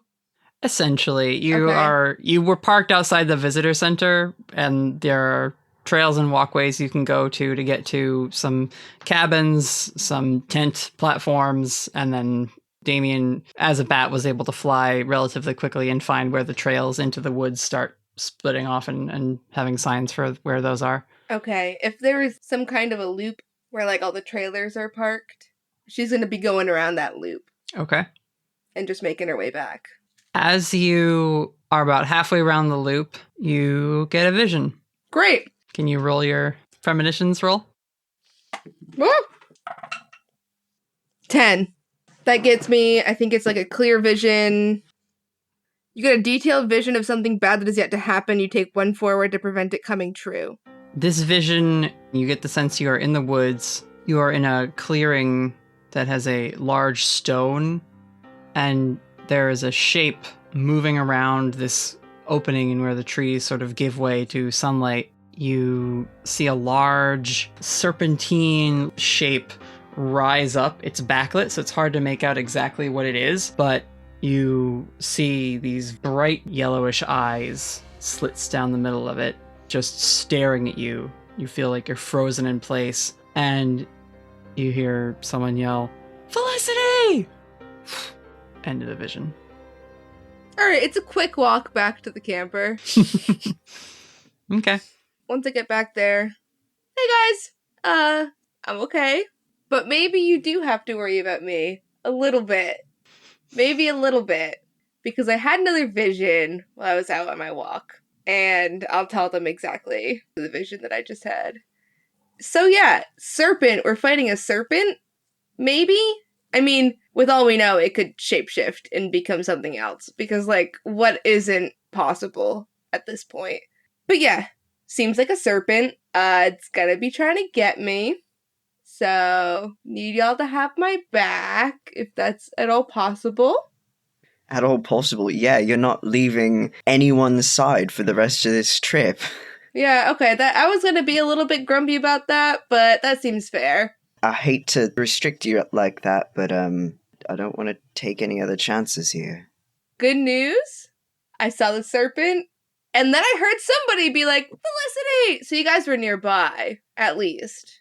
So if I go off alone, nothing's gonna happen. Nobody should be going off alone. It's not just you, Felicity. We should all stick together. I'll turn and look at Damien. Who is not here? He is a bat somewhere. Oh, that's right. I forgot. Where's Damien? Unless you want to say you, like, arrive. Yeah, I was going to say he was probably following Felicity, wasn't he? Yes. So Damien was able to find Felicity, but didn't want to spoil her alone time. So he's just maintained his bat form and just eye in the sky. So he's just perched nearby. All right. Aiden opens one of the sliding windows on the trailer, I'll have food ready in like 20 minutes. Thank you, Aiden. You're the best. Aiden, you're great. Hope you like chili. How's Raven looking? Sad. Oh. Yeah, okay. Trying to be strong. It's okay. We'll get up real early. I'm not gonna waste a moment of daylight. Aiden's chili is like cobbled together out of the various canned goods that Whittaker had on hand. So like beans, some tomato, like stewed tomatoes, probably some sort of like sloppy Joe in a can, you know, to be the ground beef.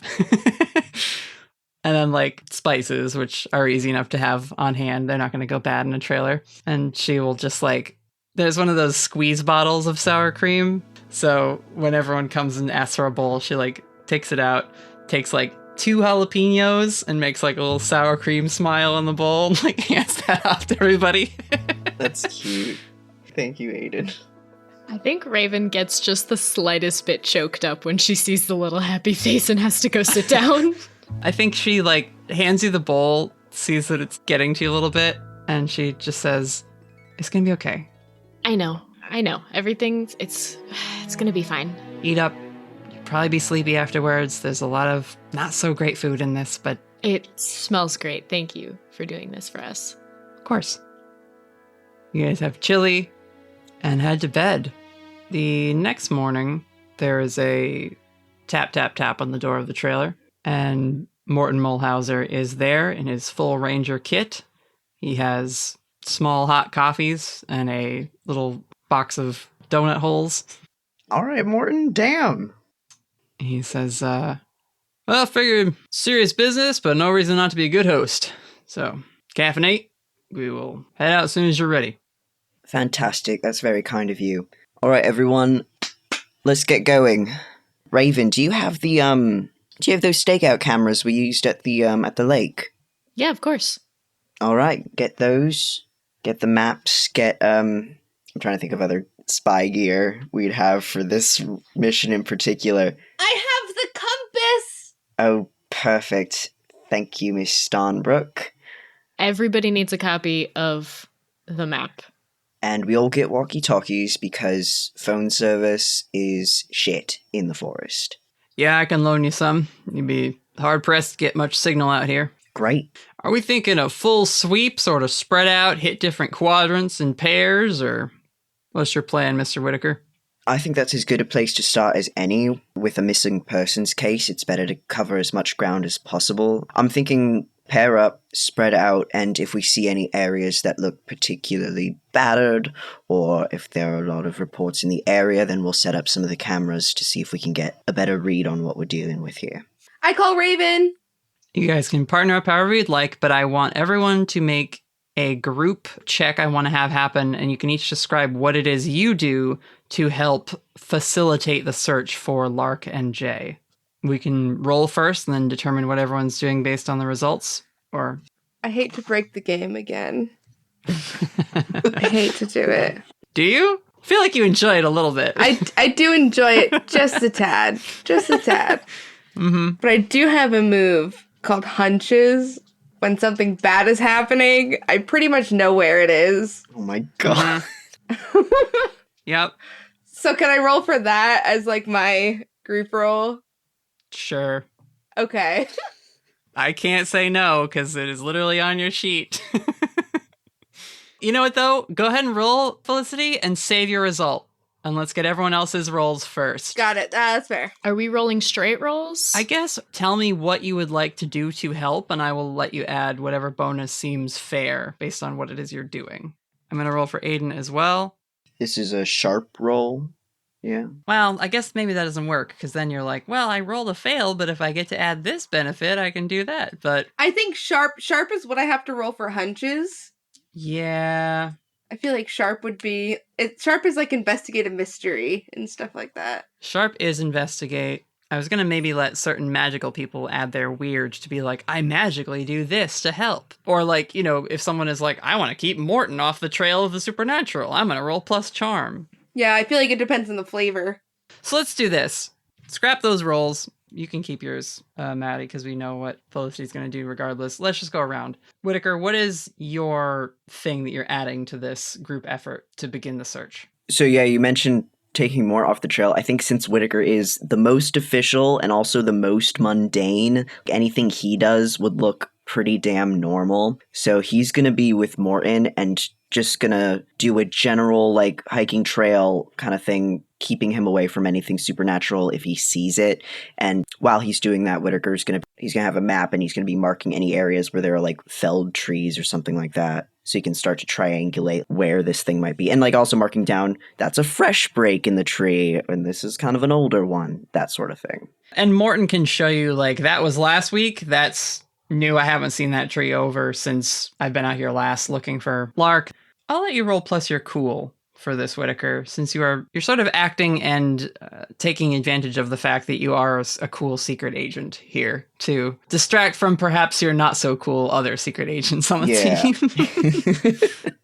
It's a 10, 7 plus 3. Okay, great. You managed to ensure that despite that it's maybe a little weird that you guys showed up so soon after he filed the report, Morton has no suspicions that this is anything to do with a supernatural creature. He might even bring up while you're out there, like, what was all that cryptid talk your subordinates were going on about? They seem mighty young. I must admit, I was not expecting... I mean, you're more the type I figured would show up if anybody showed up at all, so... Oh, they're enthusiasts. They love the cryptid stuff. Great forest workers, of course, but I think they're on the internet a little too much, you know? I think that's what it is. Kids should spend more time outside, that's what I say. Mm-hmm. No, I'm absolutely with you. My dad would agree. Oh, that's right, because your dad is a park ranger too, right? Yeah. In England. So many rangers. I love it. It's such a good hobby for the supernaturally adjacent. Yeah. All right, Damien, what is your assistance going to be like? Damien is not assisting in the search. Damien is flying above as a hawk, but his whole goal is to keep an eye on Felicity because Whittaker could not be trusted within 15 minutes of us getting there. Oh, so Damien says that was a little salt in the wound. I'm sorry. She was like within sight of the trailer. It was not a big deal. Yeah. No. I love this. Yeah. But Damien is very concerned, especially with Felicity mentioning, oh yeah, the visions of stuff attacking. So he is 100% focusing his efforts on making sure there's no big bears or anything scary around Felicity. Mm-hmm. All right. That's absolutely a sharp roll then. Unless you want to read it as protect someone and add your toughness. But I feel like sharp is the better roll. It's a 10, so wouldn't matter either way. Success, but yes, then. It's a protect. Yeah. Great. Hugo, how are you helping out with this search? And I suppose, who do you go off with? Who do you pair with? Oddly enough, I think he would pair with Whittaker, just so that he could say that he is the ride-along. Do you like spin a yarn like, oh, I'm a tree surgeon or some other expert brought He's in? a researcher. Like, come on. He sticks with the entire cultural anthropologist stuff. Okay. And this is just him getting an understanding of how various groups conduct their work. And what are you attempting to do with this other than remain inconspicuous? I guess at the same time as the various breaks and stuff in the trees are being pointed out, he's trying to index through his head what possible creatures this could be. Okay, sure. Why don't you roll plus your weird then, as you are on the face of it, just being a researcher with Whittaker's team, but you're actually going through and trying to recall any information you've read about supernatural beasts that frequent forests and might cause some of the damage you are familiar with. So the funny thing is, do you know how difficult it is to fail when you have a +3 modifier? Do you know how difficult that is? Oh, no. But you fail, though, huh? Yep. All right. We're a little bit too distracted trying to be inconspicuous, if you will. Yeah, Hugo is, I would say, not trained in subterfuge or needing to have a cover story, because normally he can just show up quietly without anyone noticing him. And maybe perhaps there are moments where you're like, I could just slip off and go investigate this on my own. But Morton is very much a proponent of, Oh, nope, buddy system. Don't wander off. Don't get lost there, friend. The team works together. It's going to succeed together. All right, let's push forward. Raven, how are you approaching this investigation? And who do you pair off with? Are you with Felicity? Yeah, so Felicity said that she grabs Raven, and since Whittaker and Hugo and Morton are together, I think Raven's also going to grab Aiden and just kind of do 2 groups of 3. Okay. And she's going to pull Aiden aside. There's so many private conversations this session. So many private conversations. This is important. She's going to pull Aiden like away to talk privately. You know what? We haven't established what we're doing with Ruby for this adventure, and I think maybe Aiden talks to Morton that morning and is like, we have our dog with us, but if we're part of, where can we? And he's like, oh, Darla would love to take care of the pup. Yeah, bring her on over. So you can walk with Aiden and Ruby over to give Ruby to Darla for the day. That is perfect. Can I ask you something kind of serious? Yeah, of course. I imagine this must be pretty stressful for you. Missing family member and everything. Yeah. If we find Lark and Jay and they're like really, really hurt or something, would you be able to like bamf them to a hospital or something? Is that something you can do? Yeah, If it's like an emergency, or if anyone gets like attacked or hurt, are you able to get them out? Yeah, I've been to the hospital in Vernal Springs once or twice, so I can be there, yeah. But if someone's hurt, I'll take care of it. Yeah, I'm worried we're gonna find them and it's gonna be too much for us to just magic hands them, I'm worried it's gonna be really, really serious. And if they're really, really bad, I'm giving you permission to bamf them out and leave us. We'll be okay. But if things get really serious, I want you to get them out. I just keep thinking about Lark out in the woods by himself, possibly really hurt and alone. And I want to find him and get him out as quickly as possible. Yeah, I promise I'll get him where he needs to be. Okay. Thank you. I know it'll be fine and we're gonna find him, but knowing that we've had this talk helps. It makes me feel a lot better. Okay, good. Let's get Ruby to her babysitter. You hear and it's like the sound of a chainsaw engine going, and Ruby kind of like scurries around behind you, and you just see Darla is out in front, big heavy-duty goggles on for eye safety and headphones to block her ears from the sound of the engine, and it's just carving away with a chainsaw. Oh my god, Raven's gonna try to comfort Ruby and like not let her run away. Yeah, Aiden's like, I'll go get her. Maybe we can get her some ear protection. Yeah, she runs up and taps Darla on the shoulder. She's like, oh, hi, welcome to Glacier National Park. Oh, Miss Eugenia, hello. Hey. And Aiden explains, like, we're going off with your husband to look for Lark, and we were wondering if you could look after our dog.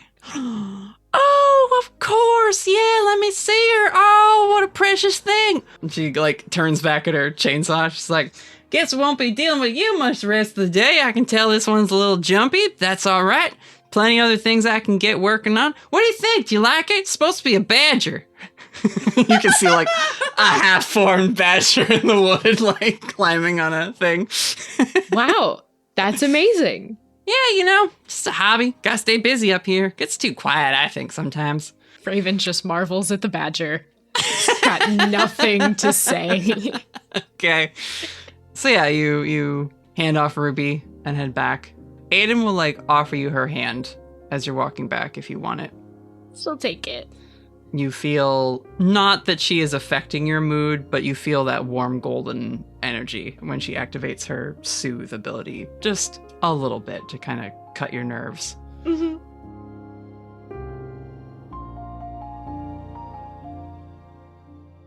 My actual thing that I wanted to do to help the search, because I just really needed to talk to Aiden. Yeah, no, we can.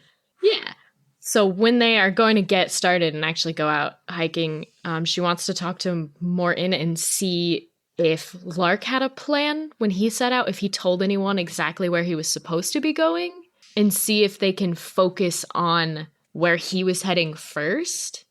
Morton says, I've done most of the close trails, so today we're going to sort of cheat a bit. We'll take my Jeep and we'll head further in a ways and then park at a way station and then take the trails that are a little further out, because by this point, if Lark's been hiking the whole time, he's covered some ground, so we'll want to make sure we're not wasting our time, with the easy trails is the way to put it, I guess, because if Lark's on one of those, then he's liable to be coming back already and we don't have to worry about it. But if he's out there stuck or something, we'll want to head out to those further trails. And now that I've got more people, I'm not feeling like I gotta take my rangers off their duty to go send them out or get the sheriff involved, that sort of thing. Sounds good. Yeah, I think we should cover where his route was supposed to be first and then branch out from there in case he got off the trail and doesn't know how to get back. He knows these woods, but there's some spots I could see where maybe if the trail got eroded or, again, if one of these trees came down, he might be stuck. So we'll do our best. We'll see what we can find. So you're sort of hoping to help in a let's focus our attention here kind of way? Yeah, kind of just like a tactical approach to just trying to imagine what her brother was thinking of, like, oh, if something happened, if one of them got injured, would they try and head back or would they try and go to the closest, even if it's off their original plan, would they try to go somewhere else? So you eventually split up. You joined the Felicity Aiden group to go down one trail as Morton, Whittaker, and Hugo go down another. I guess roll plus sharp to assist with this as you try and get in the headspace of your sibling. That is a 10 total. Pretty good. I'll roll Aiden. I'm going to roll plus her weird, because I think the way she's going to help is just by trying to get an overhead aerial view. Damien is with you guys, but Damien is more focused on Felicity, whereas Aiden, knowing that Raven is watching Felicity, Damien's watching Felicity, she's trying to find Lark for you, or any sign of disturbances. So we'll see how that goes. Oh, that's pretty good. 6 and 2 plus her 2. So she gets a 10 also. So you're doing great. Let's see. Damien, you had a 10 to help out? 11 to protect. And 11 to protect Felicity? Okay. Felicity, Mm-hmm. how'd you do on your hunches roll? We come finally back around. I got a 11. And that lets you be in the right place at the right time? On a 10 plus, you know where you needed to go just in time to get there. Felicity, you love the woods.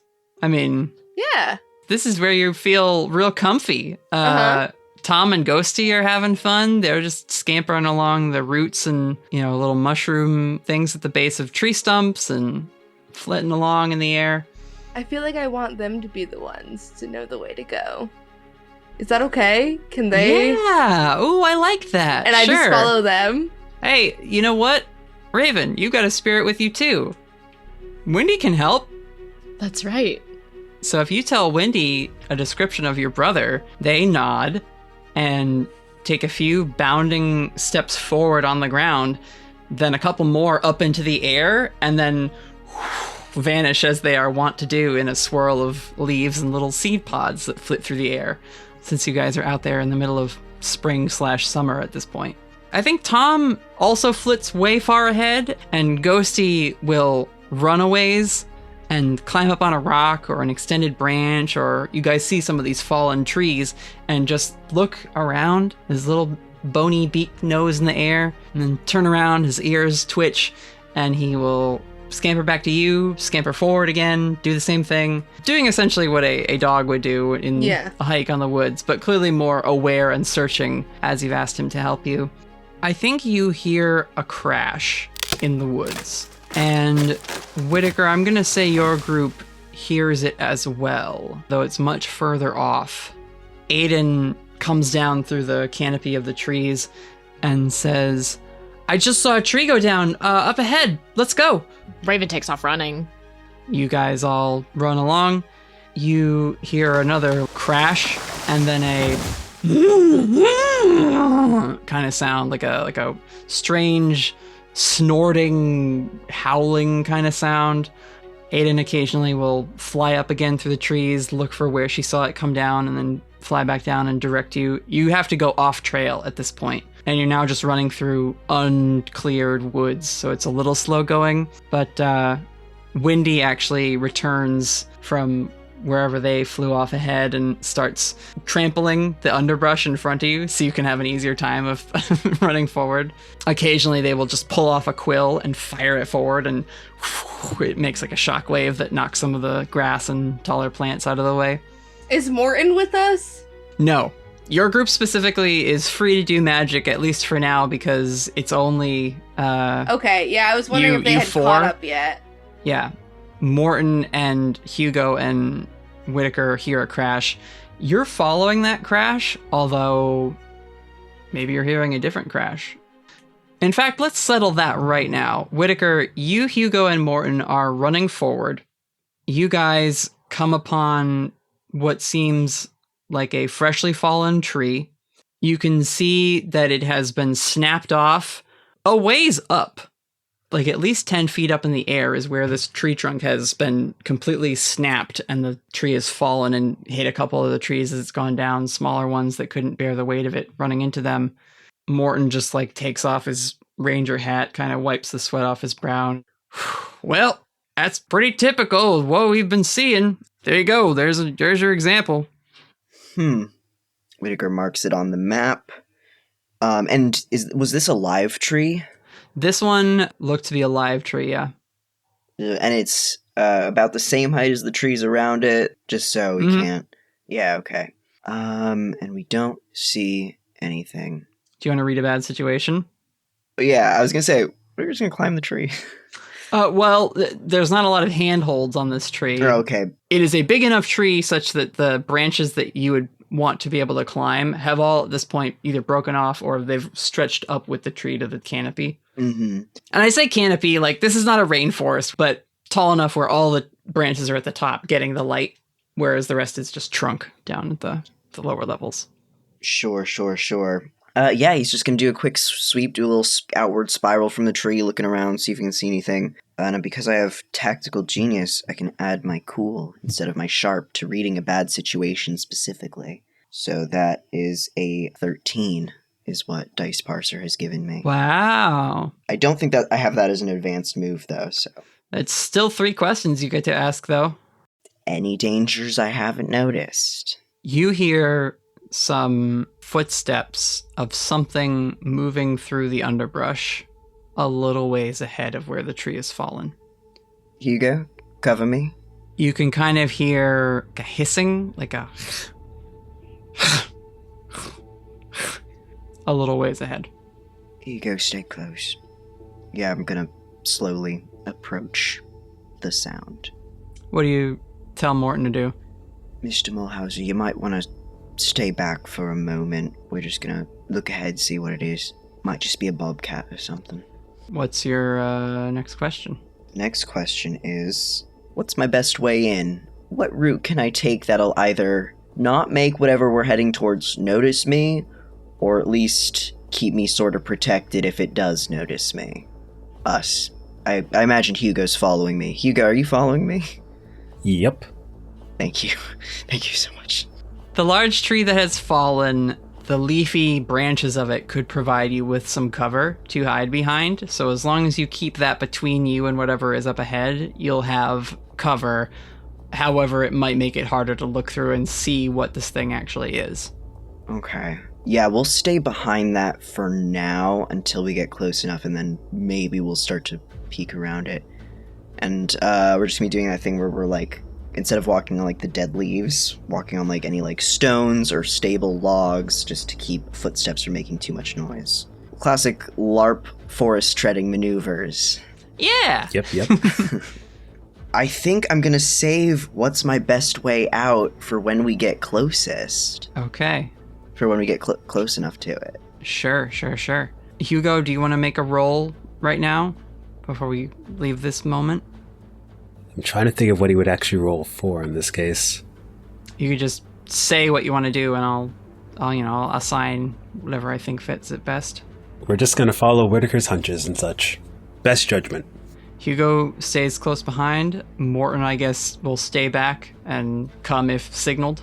But he is not an agile sort of guy. He can hike and tread with the best of them, but he's not like able to leap from rock to rock the way you guys might. All right, you guys approach through the branches. It gets a little difficult at a certain point to continue to approach whatever is up ahead without making noise because you have all these branches to get past, even though they're giving you that little bit of visual obscurity.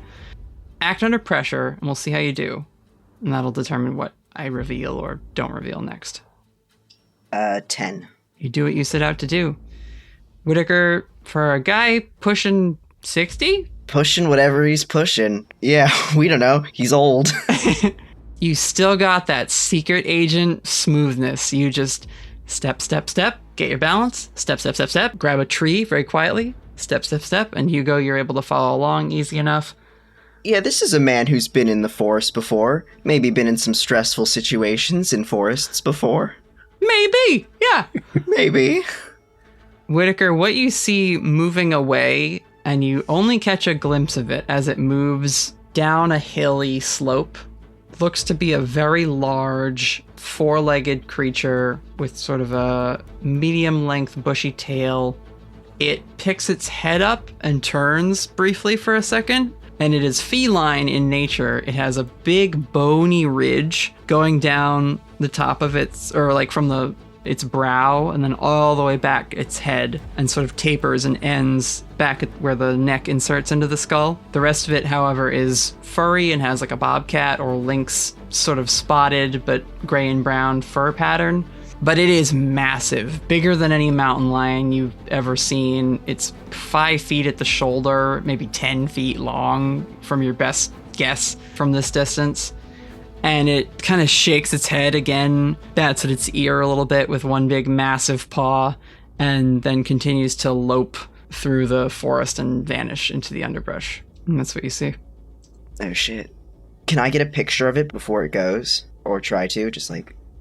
If you do, it might hear it. You've managed to stay stealth and quiet this whole time. Do you want to risk it?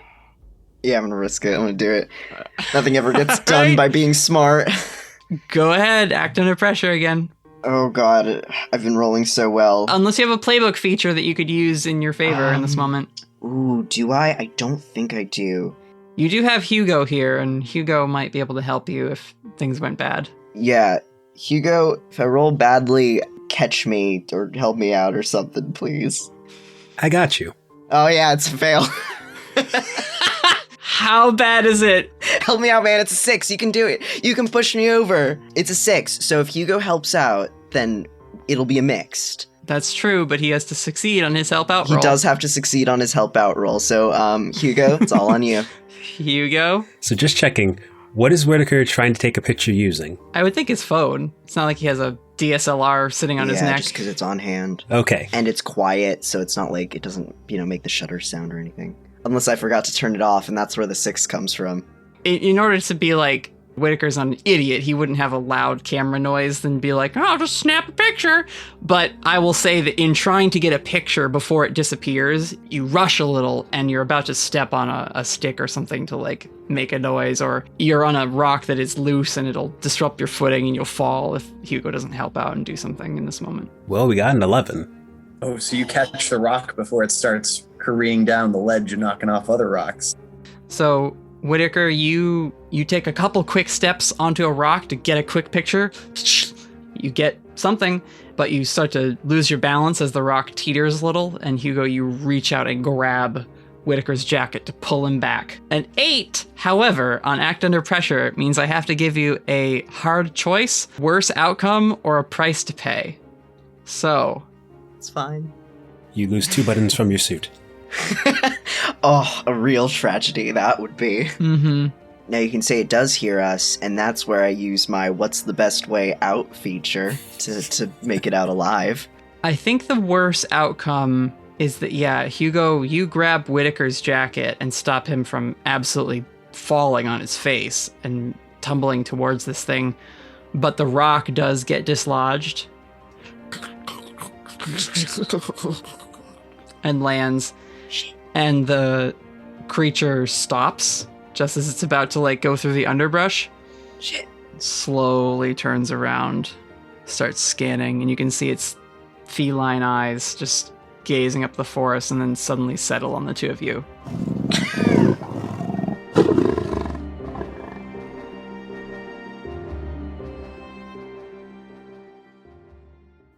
Felicity, you, Raven, and Aiden are running through the woods, trying to keep up with Ghosty, Tom, and Windy as they dash forward. And you approach this clearing. It's very familiar to you, Felicity. Oh no. I will say, for the sake of narrative, Raven, you are anxious. You heard the crash. You immediately go into panic mode. And as you're running, you trip over something and fall. And Aiden, as she's like flying along with Felicity, suddenly like sees you and is like, "Ah, Raven!" and turns around to go help you up. Felicity, you just keep booking it. Yep, I'm running. Because you got a hunch that you got to be somewhere for a thing to happen. Yep.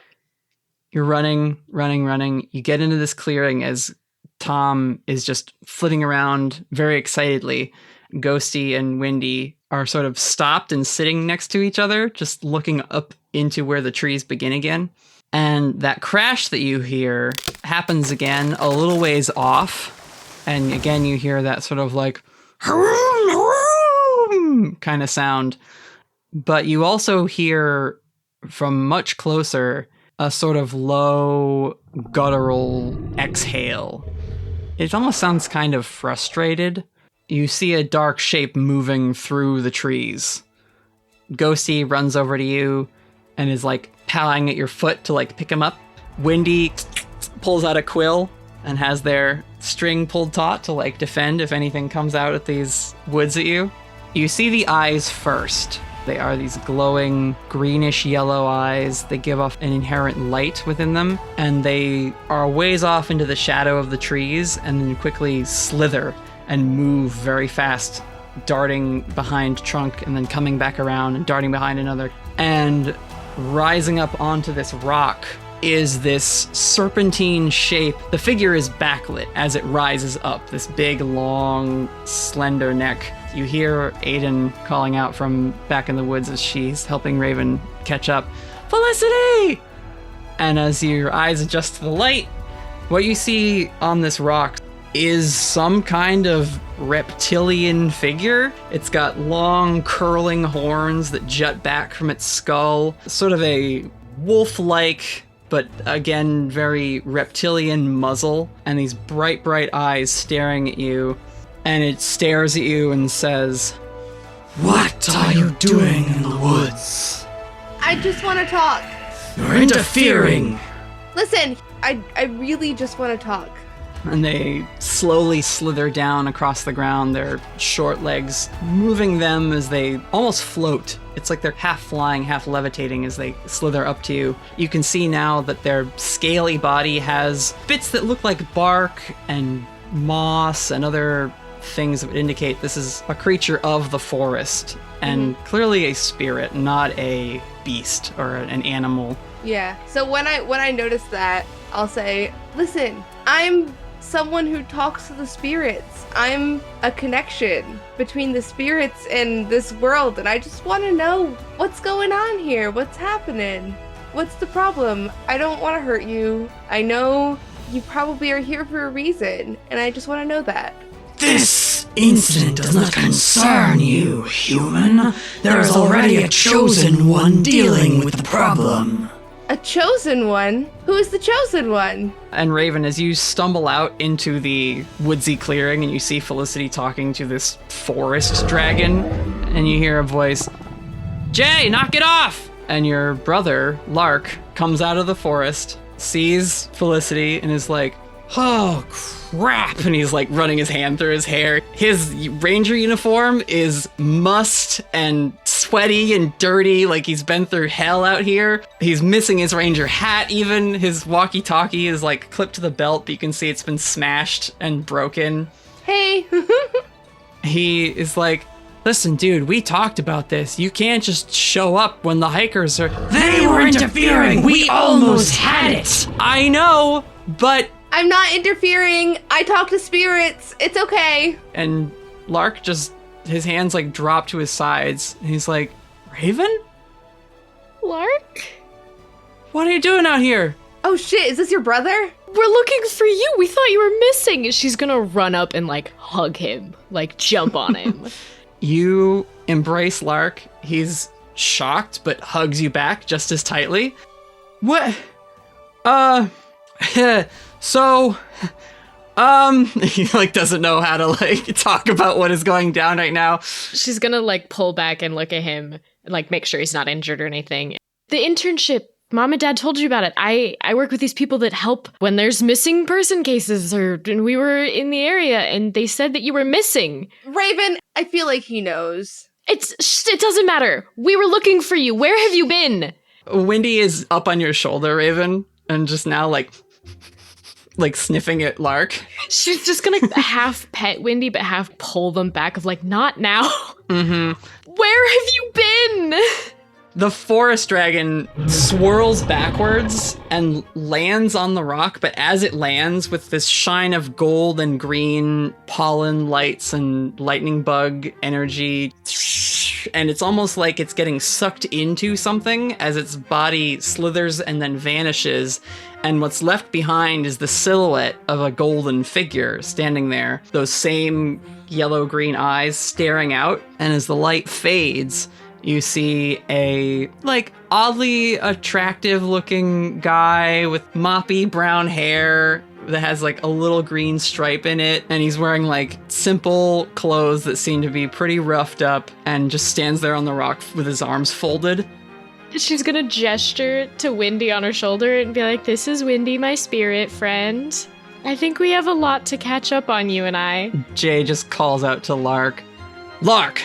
Explain to them our mission and how important it is that we not be held up by these foolish humans. Raven's gonna kind of nudge him and be like, is this Jay? This is Jay. He's my boyfriend and he's a dragon. God. And that's where we're gonna end it. You guys have reunited with Lark Eugenia, Park Ranger, Chosen One, and his partner Jay. Beautiful. And Whittaker and Hugo are in a tricky situation as well, as we left them engaged with some other dangerous forest creature. Whew! We made it. Whew is right. Wow. All right. All right. That was a lot. Yeah. Also, it's nice to meet you, Jay. I'm really sorry about all this.